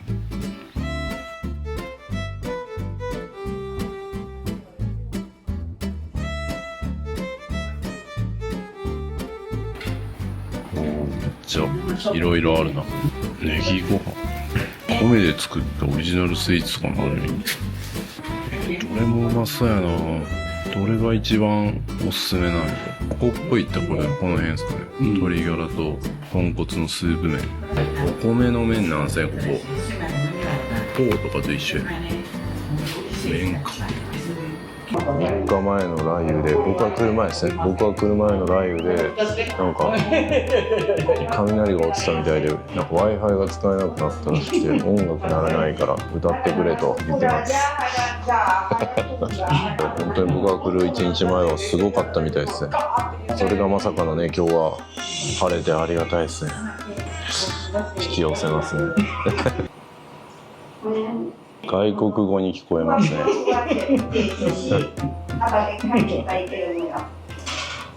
で、朝がな、つもよろしいです。はい、ありがとうございます。フォーみたいな感じ。いただきます。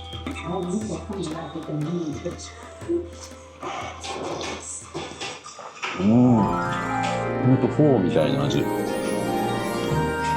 ちゃうまいだから。うまい。もちもちした麺で、優しい。ベトナムのフォーよりも結構もちもちしてる感じですね。日本式ベトナムのフォーみたいな。ちょっとよくわからん。豚骨もトロトロでめっちゃうまい。うまっ。おいしい。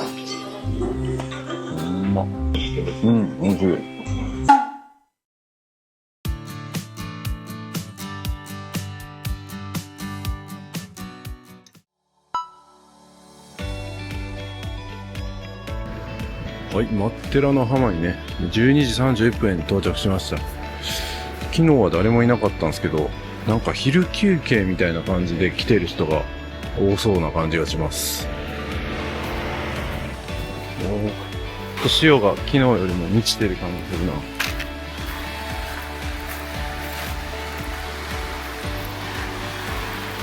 はい、それではね、今日はあったかいんで、もうウェットスーツじゃなくて自分の水着で泳ぎます。ウェットスーツをやっぱ着ると浮力が働いて潜りにくくなるんで、今日は普通の自分の装備で着たいと思います。いや、全然違いますね。楽しみです。そういったものの水の中はちょっと冷たいな。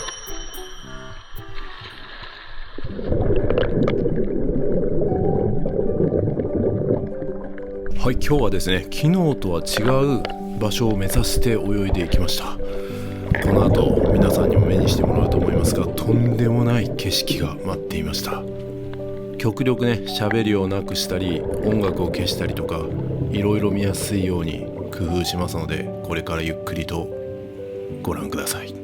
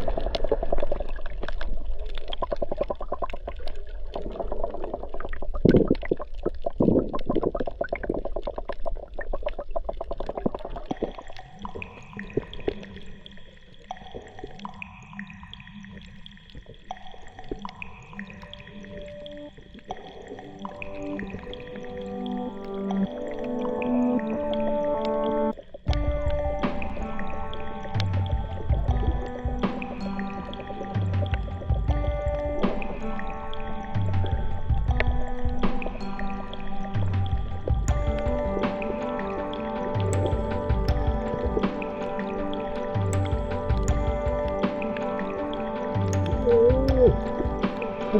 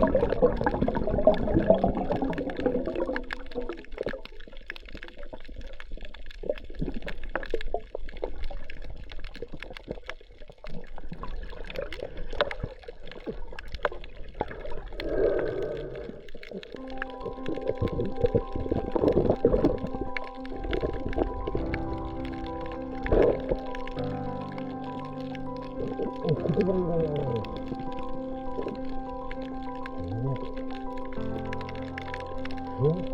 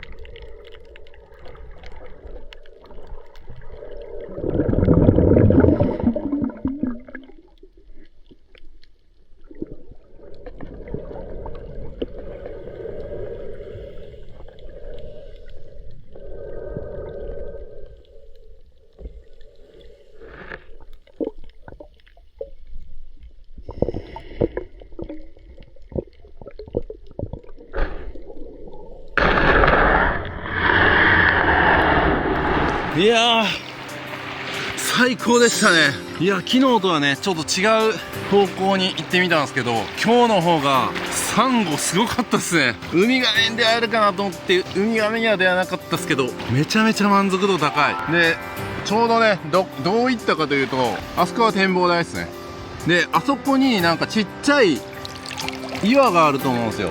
わかります？見えるかな？ちょうど重なってるんですけど、あそこの岩をめがけて泳ぐとあのサンゴに出会いました。昨日はねこっち側に行ったんですけど、こっち側が正解っすね。でなんか展望台からウミガメが見えることもあるって言ってたんで、もしかしたら運が良ければそのウミガメにも出会える可能性ありますね。いやーよかった、天気も良かったし、まあちょいちょいね雲に太陽隠れますけど、太陽の光が照った時もあってめっちゃ良かったっす。いやー最高っすね。でこのビーチに今昨日もそうですけど僕しか泳いでません。なんでこんな素晴らしいビーチに誰一人いない。最高っす。なんで来ないの？最高です。草刈りねしてくださってますけど、いやーこれはいいわ。最高。いや今着替えてたらねおばちゃんにお茶もらいました。嬉しいですね。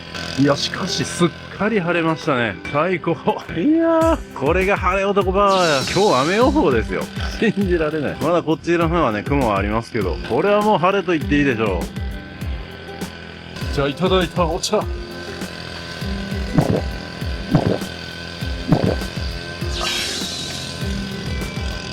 がとうございます。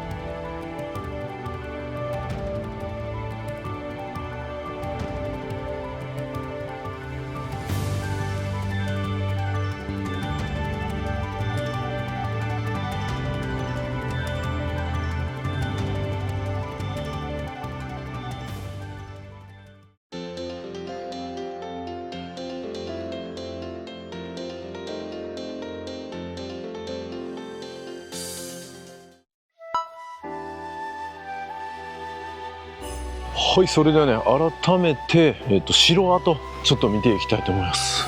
いやー昨日撮ってしまってもいいかなと思ったけど、やっぱ天気が良くなってから撮ると気持ちいいですね。はい、伊是名城跡入り口こっちです。いやー素晴らしい。ちゃんとトイレも完備されてますね。いやすごい綺麗に整備されてる。今日もねいろんなところで、草刈り行ってました。景観をね綺麗に保ってくれてる。ありがたいですね。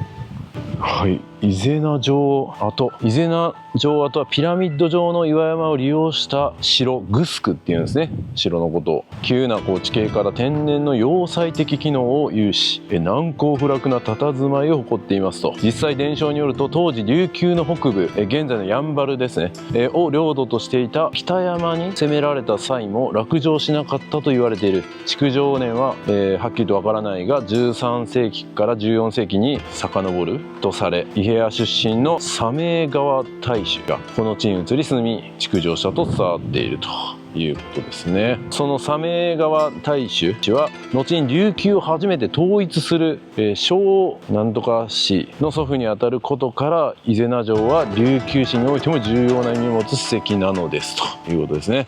いやー歩くだけで気持ちいい。これが城跡だったんですね。じゃあこれはお墓やって言ってたな。これはお墓ですね。県指定史跡有形文化財伊是名玉うどんって書いてます。やっぱお墓って書いてますね。琉球王家第二彰子初代松園の父、読み方わからんですけど、まあなんせお墓ですね。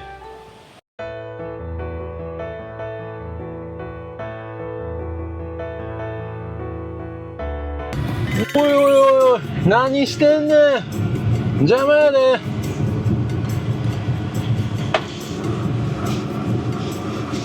行くわな、先。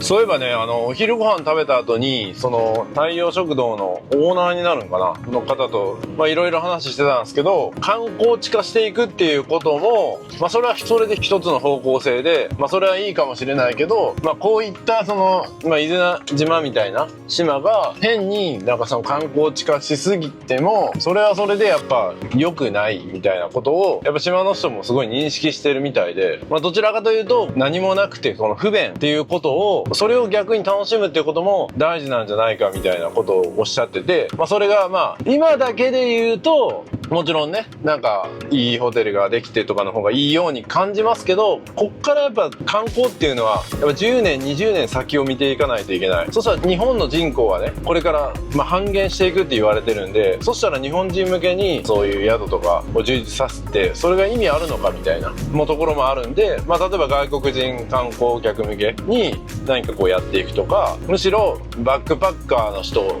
対象にするとか、それとか、僕もねそのようなことを発信してるんですけど、やっぱりこれから逆に不便を味わうことで自分に足りないものを知る。人間ってやっぱ便利なものを扱うのはめっちゃいいと思いますよ。スマホを使ったりとかね、ナビ使ったりとか、便利なものを使うっていうのはもちろんいいんですけど、その分自分の感性だったりとか、なんか今まで使えてた能力っていうのが使えなくなってたりとかすると思うんですよ。昔はなんかナビとかがなかった時代に、僕らはなんか地図を頭の中で覚えたりとか、この景色でここを右に曲がるとかね、覚えてたと思うんですけど、ナビを使うようになってからやっぱそういう能力が衰えたと。それはそれでね、時代の流れに合わせていけばいいんで、今もその AI を活用するっていうのもそれはそれで一つの能力だと思うんですけど、その AI を例えば活用することでね、できなくなったことも出てくると思うんですよ。今までやったらもっと人間が自分の力で思慮深く考えてたことが AI ですぐに答えが出てくるようになったので、その辺がね得られなくなってくるみたいな感じになった時に、あえてこういう伊是名島みたいな、ある種あまり何もそのないみたいなところに行くことで、またその感覚を取り戻したりとか、また新しいものを得たりするっていう場所になれば、これはこれで価値あると思うんですよ。沖縄本島とか、宮古島とか石垣島みたいに、リゾート地として発展するのもそれはそれで一つの正解かもしれないけど、その島ごとにこういった島はそうじゃないような形にできればめっちゃいいんじゃないかなと思いますが、ちょっと行き過ぎたな。そういう話です。はい、めっちゃ勉強になりました。だから僕らもね、本当に何でもかんでも便利にしたら、いい部分もありますね。YouTube もこういう便利になったからこそ、僕も YouTube が仕事になってね、今生きれてますけど、でもやっぱそうじゃない部分も大事にしなければいけない。そんなことも教えてくれるんですね。だから皆さんも何かこう自分が疲れたりとかあると思うんですよ。なんか日々のね、喧騒に疲れたりとか、昔を取り戻したいみたいな。そういった時にこういう島に来るとめっちゃいいと思います。いや本当にいいですよ。めっちゃいい島っす。結構僕惚れ込みましたね。もう海もめっちゃ良かったし、人も優しいし、でその人もなんかいろいろ考えてるし、その古いものから一切変えようとしないのと、新しい時代を考えて古さを生かそうっていうのは全く全然考え方が違うんでね。今回はいろいろ話してて思ったのは、頑固にもう変わるのは許せんとかそういうことじゃなくって、これからの時代を考えたら逆に今の古さを生かす、何もないっていうことを生かすのがいいんじゃないかみたいな話をしてたんで、それはね素晴らしいなと思いました。これは考えさせられますよね。素晴らしいと思います。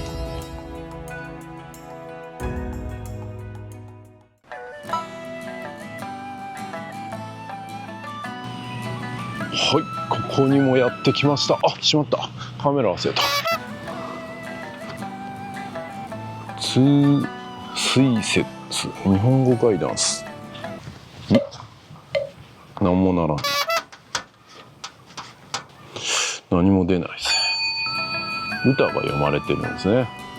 そしてこれが荘園王乗馬像ということで、この像は西ぬ町ヶに荘園王が愛する女性のいる実着の地を後にし、樹木の生い茂る長い森の道を抜け、後ろ髪を引かれながら家路をたどる若き荘園王の姿を表現していますと。琉球王国第二将士開祖荘園王生誕地として生誕600年を記念し、この島が刻んだ歴史を確認するとともに、島のさらなる発展を願い、この像を建立しましたと。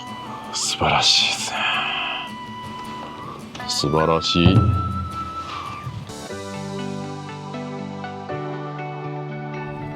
ここも一つの集落ですかね。なんていう集落だろう。なんか学校ある。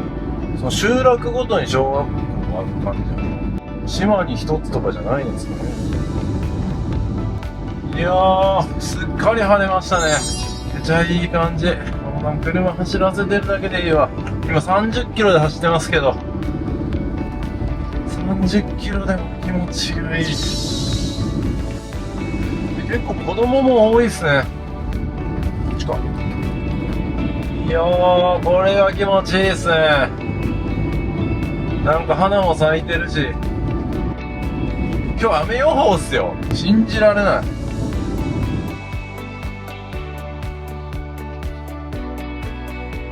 もう一つの集落ですね。ちょうど北側にある集落になります。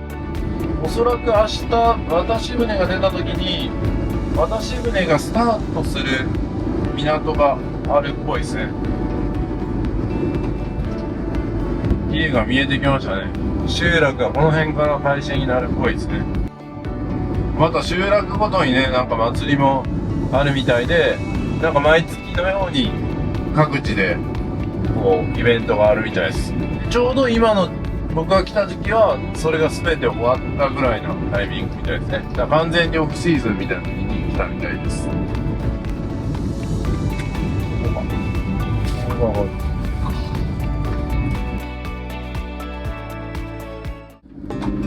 サトウキビ。おー、すごいな。いやー、のどかやな。わー、これは素晴らしい。おー、こっちはこっちいいっすね。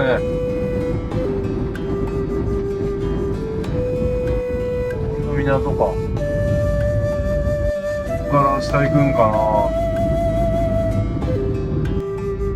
美しい港。それでは夕日を見に行くかな。ここもシュノーケリング業者さんもいるみたいですね。伊勢名ビーチで夕日見ますかね。本当に今めっちゃ工事してるな。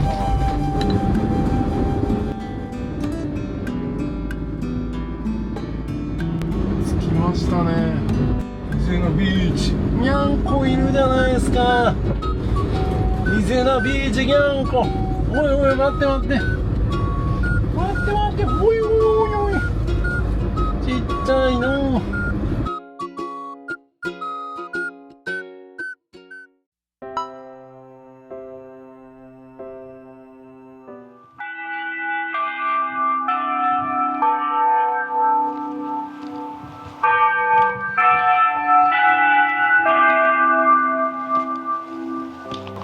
さあ、やってまいりました。伊勢名ビーチ。これは素晴らしい夕日が見れそう。なのに僕以外誰もいません。半端ないじゃないですか。これは素晴らしい。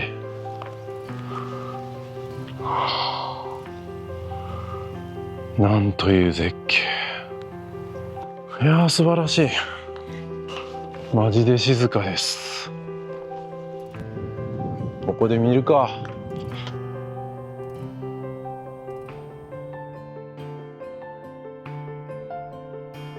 いやー、雲に隠れてしまったけど、それでも美しいですね。素晴らしい。こんにちは。これなんていう犬？トイプードル。あの女の子が一人で散歩しても大丈夫な島なんですね。これ都会とかだったらね、やっぱあんな小さな女の子が一人で散歩するなんてできないと思うんですけど、素晴らしいですね。心が身になりますね。今までこだわってたものはね、何だったのかとか。いやー、やっぱ島旅いいっすね。これぞなんか人間の原点に帰れる気がします。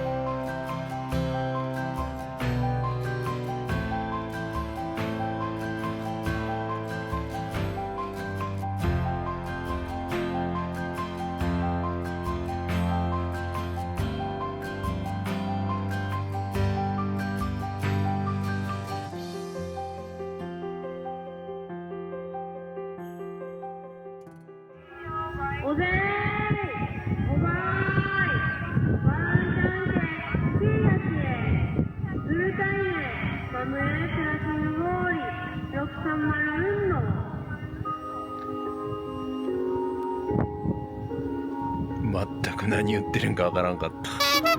半端ないな。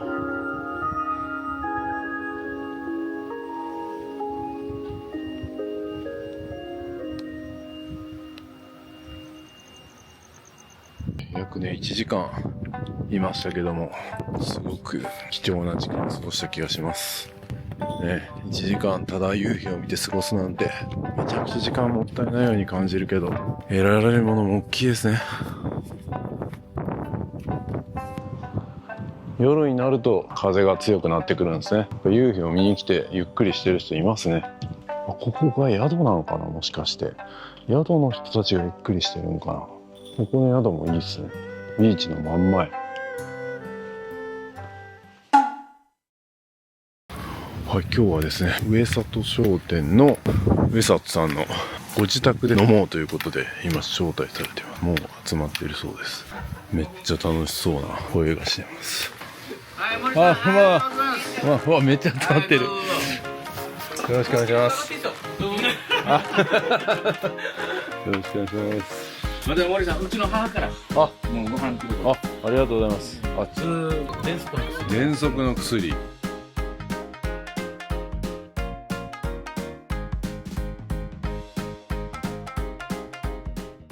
前の皆さんとありがとうございます。はい、森さんいらっしゃい。ありがとうございます。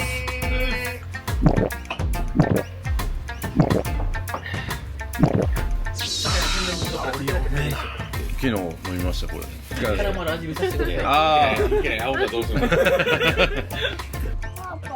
見てみます。喘息の薬。入隊移行して。僕小学校の時喘息持ちやったんで。喘息の子がいたらずっとこあ、の昼。本当ですか。僕小さい時喘息持ちやったんで。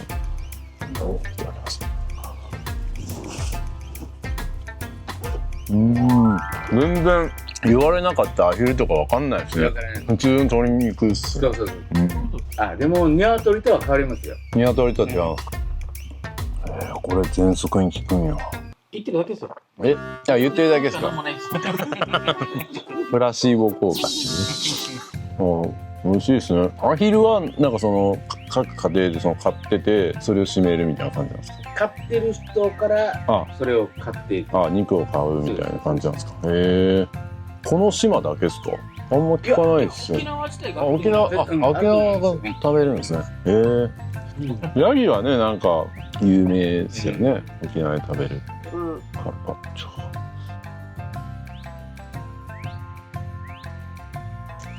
美味しい。チーズ入ってるかな。チーズ。粉チーズ隠し味なんですけど、うちの。ちなみにこれがドレッシングです。チーズがドレッシングなんですか。チーズがなくなったから。ああ、そういうこと。この中に入ってるということですか。多分最後の粉をもうドレッシングと一緒に混ぜて。そういうことですか。ここではなんかそのドレッシングじゃなくてドレッシング代わりにチーズをかけるかと思ってました。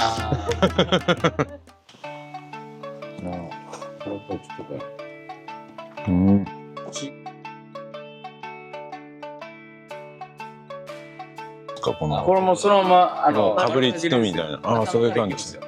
身をほぐすとかじゃないんですね。はい。これそのままいくんです。頭からですか。お尻はだったらお尻がいいですね。いやトゲが引っかかるだろ。頭が美味しいです。いただきます。いいよこれ。ね。美味しいです。めっちゃサクサク。いいっすよね。8個あんが詰まってみたらダメですか。おやつみたいな感覚おかしくなってるぞ。すみません。めっちゃ取ってきて。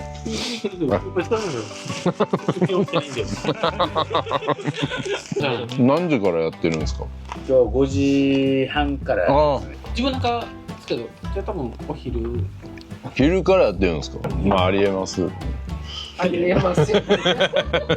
森さんここから掃除するよって言ってさ、あれは9時終わってたよ。午前中はもうずっともう案内してましたよ。あ、で終わったから、はあ、疲れたなってご飯食べて、よし、飲むかじゃん。いやいや、一息ついて、森さんにも言ったんですけども、レナがそんな聞いてないんか、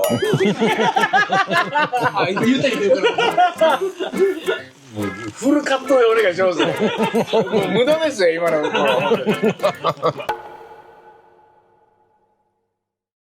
で皆さんどういうご関係なんですか？他人他人は他人かもしれないですけどね。お友達？あ、仕事の仲間ではないけど飲み仲間。ああ、飲み仲いいっすね。ほんまかな。だからああ、飲み仲間。こっちの集落の、先輩後輩の中です。同じ集落なんや。そういうのがあるんですね。飲み仲間です。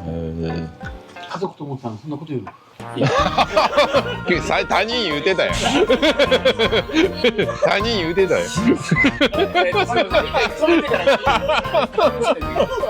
なんでそれ動画しやすいようにやってる編集者ってモーリーさんが面白いなと思ってるのがディープなところを発信するんだけど計画的にじゃないわけね。無計画。無計画です。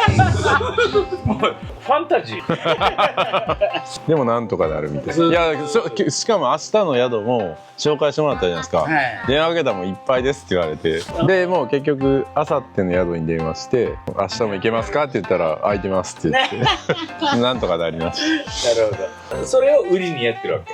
無計画でもいろいろこんなんできる。まあ売りにしてるわけじゃないですけど、それがなんかまあ同じものは誰も作れないっていう。アクシデントを楽しみながらやってるっていうことで。そうですね。大体のその旅行系 YouTuber さんって今有名な観光スポットを一つ一つ紹介して。なんかそこのアクセスとか紹介して、まあ、別に誰がやっても同じような感じ、まあそれがの映像が綺麗か綺麗じゃないかとか多分戦いなんですけど、僕はもうなんか本当に普通の人じゃ起こりえないハプニングとか、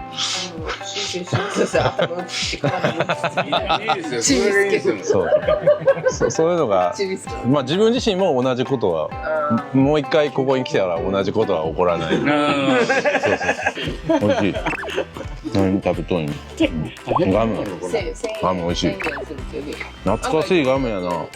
見して見して。一人分だけど。やった。懐かしいなこれ。コーラガム。これいくら？値段わからん。10円？15円。あ、5円値上げですか。これ集まって飲んだりとかは結構あるんですか？たまに。アポなしで来るの。はい。たまに9時から来たりとか夜の9時から。ああ、いいっすね、そういうの。そういうの絶対本土ではないっすもんね。たまにフェイントして朝の10時に来たり。朝の10時ですか？飲むぞみたいな。雨の日注意ですね。ああ、現場休みになって飲むぞみたいな。めっちゃいいっす。いや、そういうの絶対ないっすもんね、本土で。ありえないっすね。僕は嫌ですよ。あ、また猫かぶっちゃった。カメじゃない。あるさ、後ろに。カメラあるよ。銀次映っているよ。どんどんアピール。銀次ですってから今の。怖い、死んだったかったし。これ見しとって。銀次ですってから九州。ああ、いいね。銀次乗ってくれるかな。今年の出産人数が3名なんですよ。3人。はい。なので本当に過疎化がどんどん進んでいって今いる子供たちは100人ぐらい。100人。小中で100名ですね。小中です。少ないですね。いやなんか車走り出してたら結構子供がいたように思えたんですけど違う。同じ子供だ。同じ子供を別のブラックで見てるの。小学校は何個あるの1個。あそこは綺麗。小中学校ではなくて一応小中では別にそういうことね。その1クラスがだいたいもう10名前後になってて。保育所もね、差がありすぎて、10名いたり、20名前後とか、そうなんですそうぴよぴよが3名とか。だから最近ちょっとこの 2,3 年で20代とかが来て人口の若者がちょっと増えたっていう傾向があるんですけど。それは移住してきたんですか？そう U ターンですね。U ターン。U ターン。なんかその全然関係ない、例えば東京出身の人が別にその結婚したとかじゃなくって、ここで住みたいみたいな人はいるんですか？います。これはいます。そういう人たちはなんか結構いろんな島行ってると住むところがないみたいな、そのなんか家が結構余ってるにもかかわらず契約ができないっていうのはすごいよく聞くんですよ。役場自体が作ってるのかな。この県外の方だけが住めるっていう豊かさ、そうなんですか。古民家再生して、じゃあそういうあそこに日本は開いてるって感じで、年間通して仕事をするのがやっぱり限られてる、業種が限られてるんですよ。なのでインターネットを普通できるようなそれをやってもらう。じゃあ逆に言うと僕みたいな別にどこでも仕事できる人は伊是名に移住しようと思ったらできるっていうことですよね。そういう古民家再生の場所があるから。新しい。じゃあそのセカンドハウスみたいな感じで持っててもいい。そういうことですね。なるほどな。それはいいですね。今移住されてる方っていうのはなんで移住してきてるんですか？働きに来た人もいるんですよ。自分がそうですね。半年働いて本島に帰るってだったんですけど。もともとは伊是名の人ではないんですか？ではないです。ああ、そうなんですか。那覇です。那覇なんです。で、こっちと一緒に。結婚して。なんかね、結婚してこっちに来るみたいなね、すごいなんか普通にあり得るかなと思うんですけど、そのなんか全然関係ない人がそんな例えば旅行できて、なんか惚れ込んで移住したみたいな人どれぐらいいるんかなと。結構言わするんですけど、やっぱ持たないですね。持たない。どっちが持たないですか？そうです。こっちに移住してきた人が。仕事がなくて帰っちゃうみたいな。ああ、なるほどね。結構多いです。結局は年間通しての仕事が確立されてない。ここの仕事をやっぱ取ろうと思ったら大変そうですね。だから本当になんかインターネットとかでちゃんと自分の仕事持っててやったら全然いけます。僕なんか全然いけます。全然いけます。皆さんは例えばその沖縄本島に行く時っていうのは自分の車を乗せて行くみたいな感じ。そういうことです。それだったらそうか。いろいろ行けますもん。実際ここにその古民家再生の場所ってどれぐらいの値段ですね。2万とかじゃなかったですかね。2万か3万だと。2万か3万さ。一軒家なんで。一軒家で2万3万。2万3万。めっちゃ安いじゃん。ただ代わりに1年いてくださいっていう。で職も紹介します。職も紹介してくれる。自分で仕事を持ってる人だったら別に住むだけでいいです。仕事できます。そうなんです。安くで借りられて、そこに。めっちゃいいじゃないですか。いや僕はそもそも伊是名島っていうのを知らなかったで今回ご縁あって知って、いや全然インターネットも早いし普通に仕事できるし、で環境もいい。たまたまね天気も良かったからですけど実際ここに住んだ時にこれは困るなみたいなのってないんですか？最初ありましたね。やっぱり自分なんか高校ってなくてこっち出るじゃないですか。そこはで U ターンした時に、今自分です。もうちょっとですね、10時後ぐらいにコンビニだからみたいな感覚で、そういえば伊是名だみたいな閉まってる、スーパーみたいなのがあるんですか？あります。僕今回そういえば商店とか行ってない。一応なんか買い物はできる。だからそういうなんか服とかはその本島に買いに行くみたいな。アマゾンとかか楽天とか。もうネットで。そうか、今それもできるからもう全然不便ないっすよね。海外とかねめっちゃ行くみたいな人は不便かもしれないですけどね。普通にゆっくり過ごすとかなんかパソコンの仕事しながらのんびりしたいみたいな人だったらめっちゃいいっすね。今日のこっちのインターネットのこの速さのそうですね、60メガぐらい出てたんで、いや早いですね。僕やっぱり YouTube って仕事してるんでその速さってすごい重要なんですよ。なんか YouTube 見るとかだったら正直10メガとか20メガでも全然普通にできるんですけど、ここ60メガって出てるんで大容量のデータをアップロードとかも全然いける。できるんです。そう、全然仕事に支障ないですね。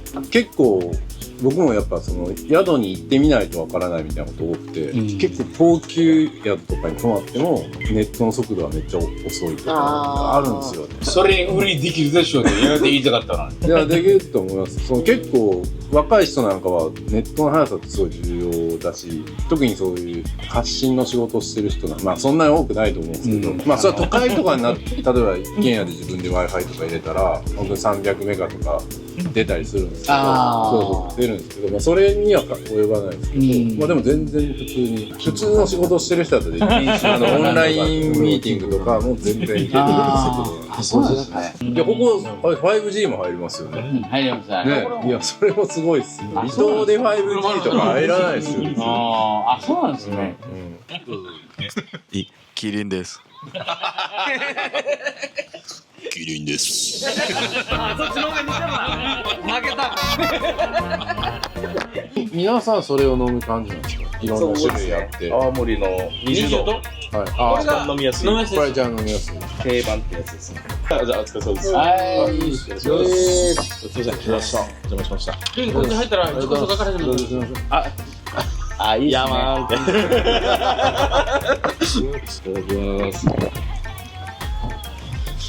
だから行って。XL か。LL。LL。だから XL だな。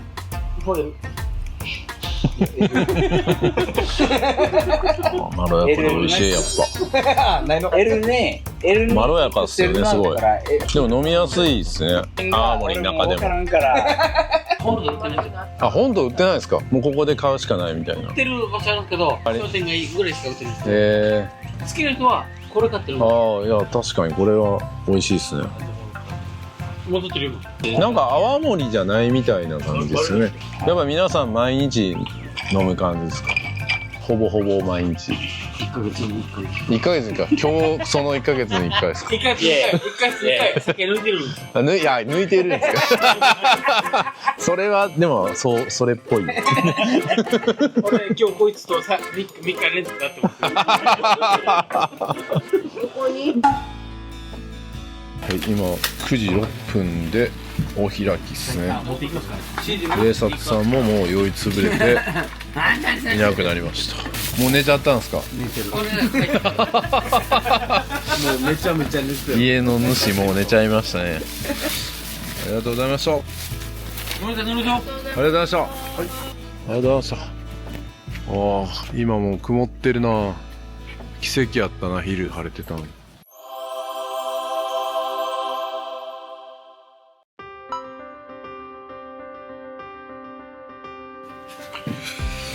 おはようございます。今9時ですね。ちょうど今船の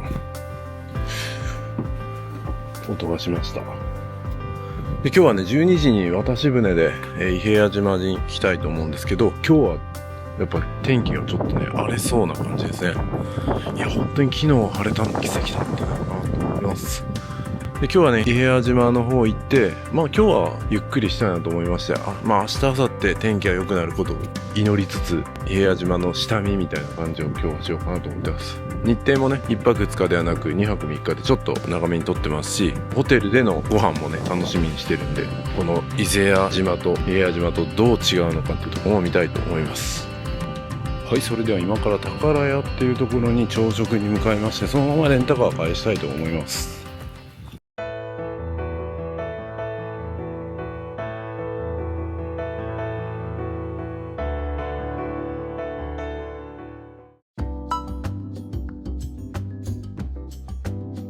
さあ、宝屋ってとこにやってまいりました。ここはなんかあれなのかな、日用品とか売ってる商店でもあるんかな。ここで朝食が食べれるらしいですけどね。ちょっと入ってみたいと思います。こんな感じでハムエッグとかウインナードッグとかおにぎり、味噌のおにぎり売ってるな。うまそう。でもポーク卵売り切れてるな。なんてこった。これもなんか弁当ですね。いろいろ売ってますね。普通に生活するに必要なものは売ってるって感じですね。値段はなんかちょっと高めのような気がするけど、本土に比べるとやっぱね、仕入れに時間もかかりますから、やっぱビールとかもしっかり売ってますね。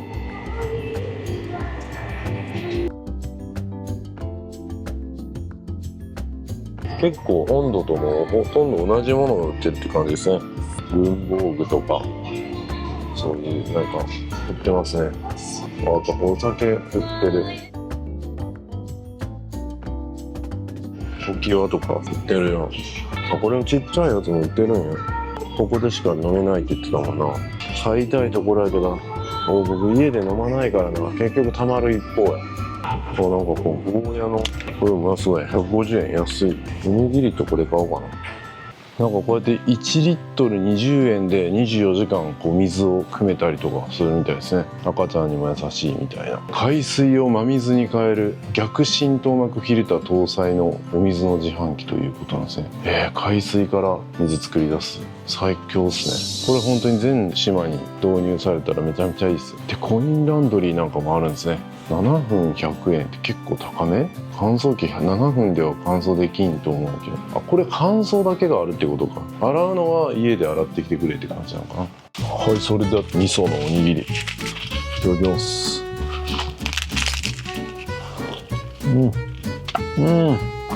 濃厚で甘い。味噌うまっ。そして素朴な感じもある。うまっ。そしてゴーヤチャンプルー的な感じ。お箸もつけてくれました。じゃあいただきます。これはマジ作りたてでめっちゃほかほかなんでうまい。ゴーヤと卵とベーコンかな、これスパムか。間違いない。でゴーヤがいい具合に苦くて沖縄って感じですね。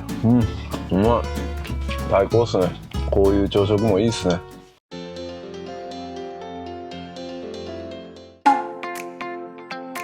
はい、それでは今ちょうど10時ぐらいなんですけど、レンタカー返したいと思います。いや、安かったですね。ありがたい。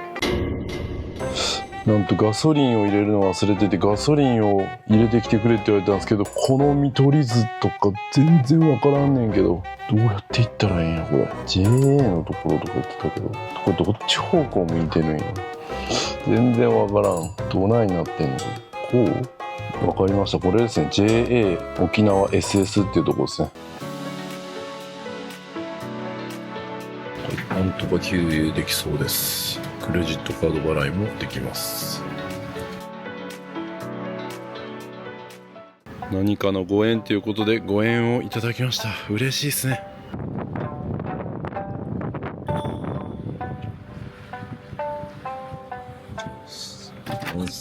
いやー、こっから渡し船で僕一人のために渡ってくれるんですね。結構荒々しいからめっちゃ揺れそう。立ち揺れのシーン撮らないといけないかも。やべえなおい。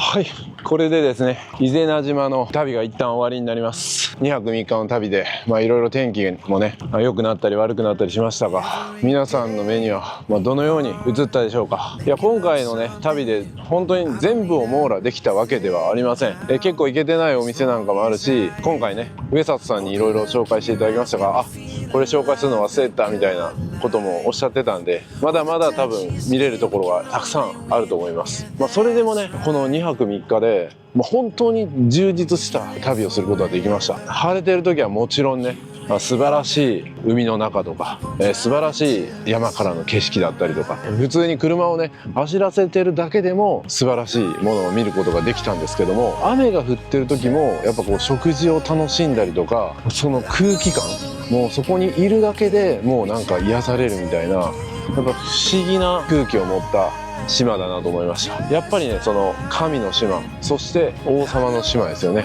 こんなものが合わさる島って僕は今のところ見たことがないので、そういうなんか空気を作り出してるんじゃないかなっていうふうに思います。各店にね、ちょっと撮影しきれなかった部分もありますけど、いろんなねおばあちゃんとかおじいちゃんとかが話しかけてくれたりとか、すごいあったかい島だなと思いました。誰一人なんかイライラしてないみたいな感じ、柔らかくゆったりと島を楽しんでるって感じで、昨日も皆さんがこう飲んでる席にね同席させていただきましたけども、ああいう飲み会もなんか急にノーアポで飲もうよみたいな感じで家に来たりするって言ってたんで、そういうのって僕らやっぱ本土に住んでたら絶対ないっすよね。やっぱり予定してとか、なんかもう2ヶ月後とかに忘年会しようみたいな感じで、それ計画しないとできないですけど、もう急に明日いきなり友達が来るみたいな感覚。いやこれはね、なんか今僕たちに忘れてる何かを思い出させてくれるような気がしましたね。ぜひ皆様もこういった島の空気を味わいに来てください。本当に充実した、この伊是名島、全く僕は去年まで知らなかった島ですけど、今知れてよかったと思います。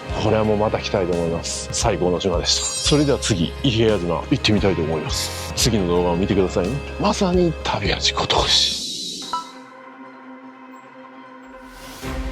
はい、それではね、めっちゃ濡れるかもしれません。これでこの荒波の中を行きたいと思います。すいません、お願いします。さあ出発しましたね。これは入れそうですね。どうなるか。うへい。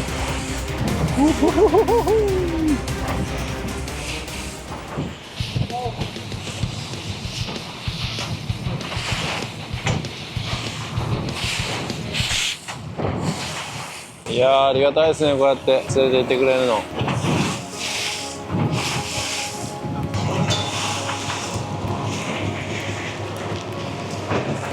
りがとう、伊是名島楽しかったよ。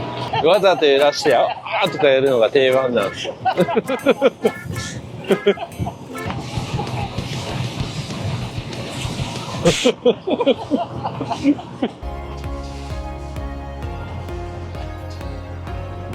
これはすごい。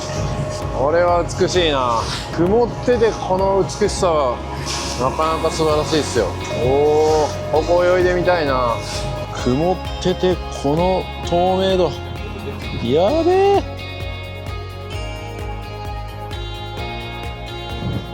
すごい。着きましたね。すいません、ありがとうございました。ありがとうございました。ありがとうございます。ありがとうございます。ありがとうございます。ありがとうございます。ありがとうございます。ありがとうございます。また来ます。ありがとうございます。ありがとうございました。楽しんでください。はい、ありがとうございます。以前はめっちゃ良かったっす。ありがとうございます。お気をつけて。ありがとうございました。いやー、ありがたいですね。さあ、ここから伊平屋島の旅がスタートになりますが、伊是名島の次に行った伊平屋島はもう見ればわかる通り、世界に誇る美しすぎる海と自然、そして食事、楽しめる場所でした。ぜひこちらも別動画でご覧くださいませ。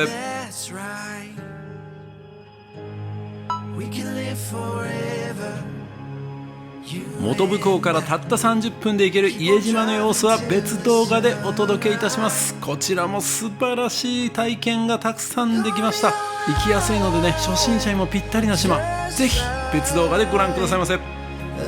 いかがでしたでしょうか。ここまで人間味にあふれていて、しかも美しすぎる海や絶景と揃っている沖縄穴場の島があるとは本当に驚きました。まさに一生に一度は行ってほしい素晴らしい島でした。皆様もぜひ行ってみてください。このような動画をもっと出してほしいと思ったら、皆様のいいね、コメントをお願いいたします。メンバーシップではここでは言えない旅の裏話や近況報告など毎週ノーカットでさせていただいております。メンバーも続々増えておりますので、皆様の参加お待ちしております。 LINE 登録でお得な情報を配信いたします。登録お願いします。僕と一緒に仕事したい方はぜひ気軽にメッセージください。詳しくは概要欄をご覧ください。人気のキルリュック、モーリーショップで買えます。旅行にめちゃくちゃ便利です。皆さん旅行行くのにキルリュック使ってますか？これ今僕着てるんですけど、見てください。これパッと見そんななんか物入ってるように見えないですけど、実はめっちゃ物入ってます。財布はここに入ってますし、名刺、パスポート、イヤホンも必要ですね。急にスイッチやりたくなったらニンテンドースイッチあります。で対戦したいなって言ったらもう1本入ってます。それ入れても薄いんです。そして鍵ね、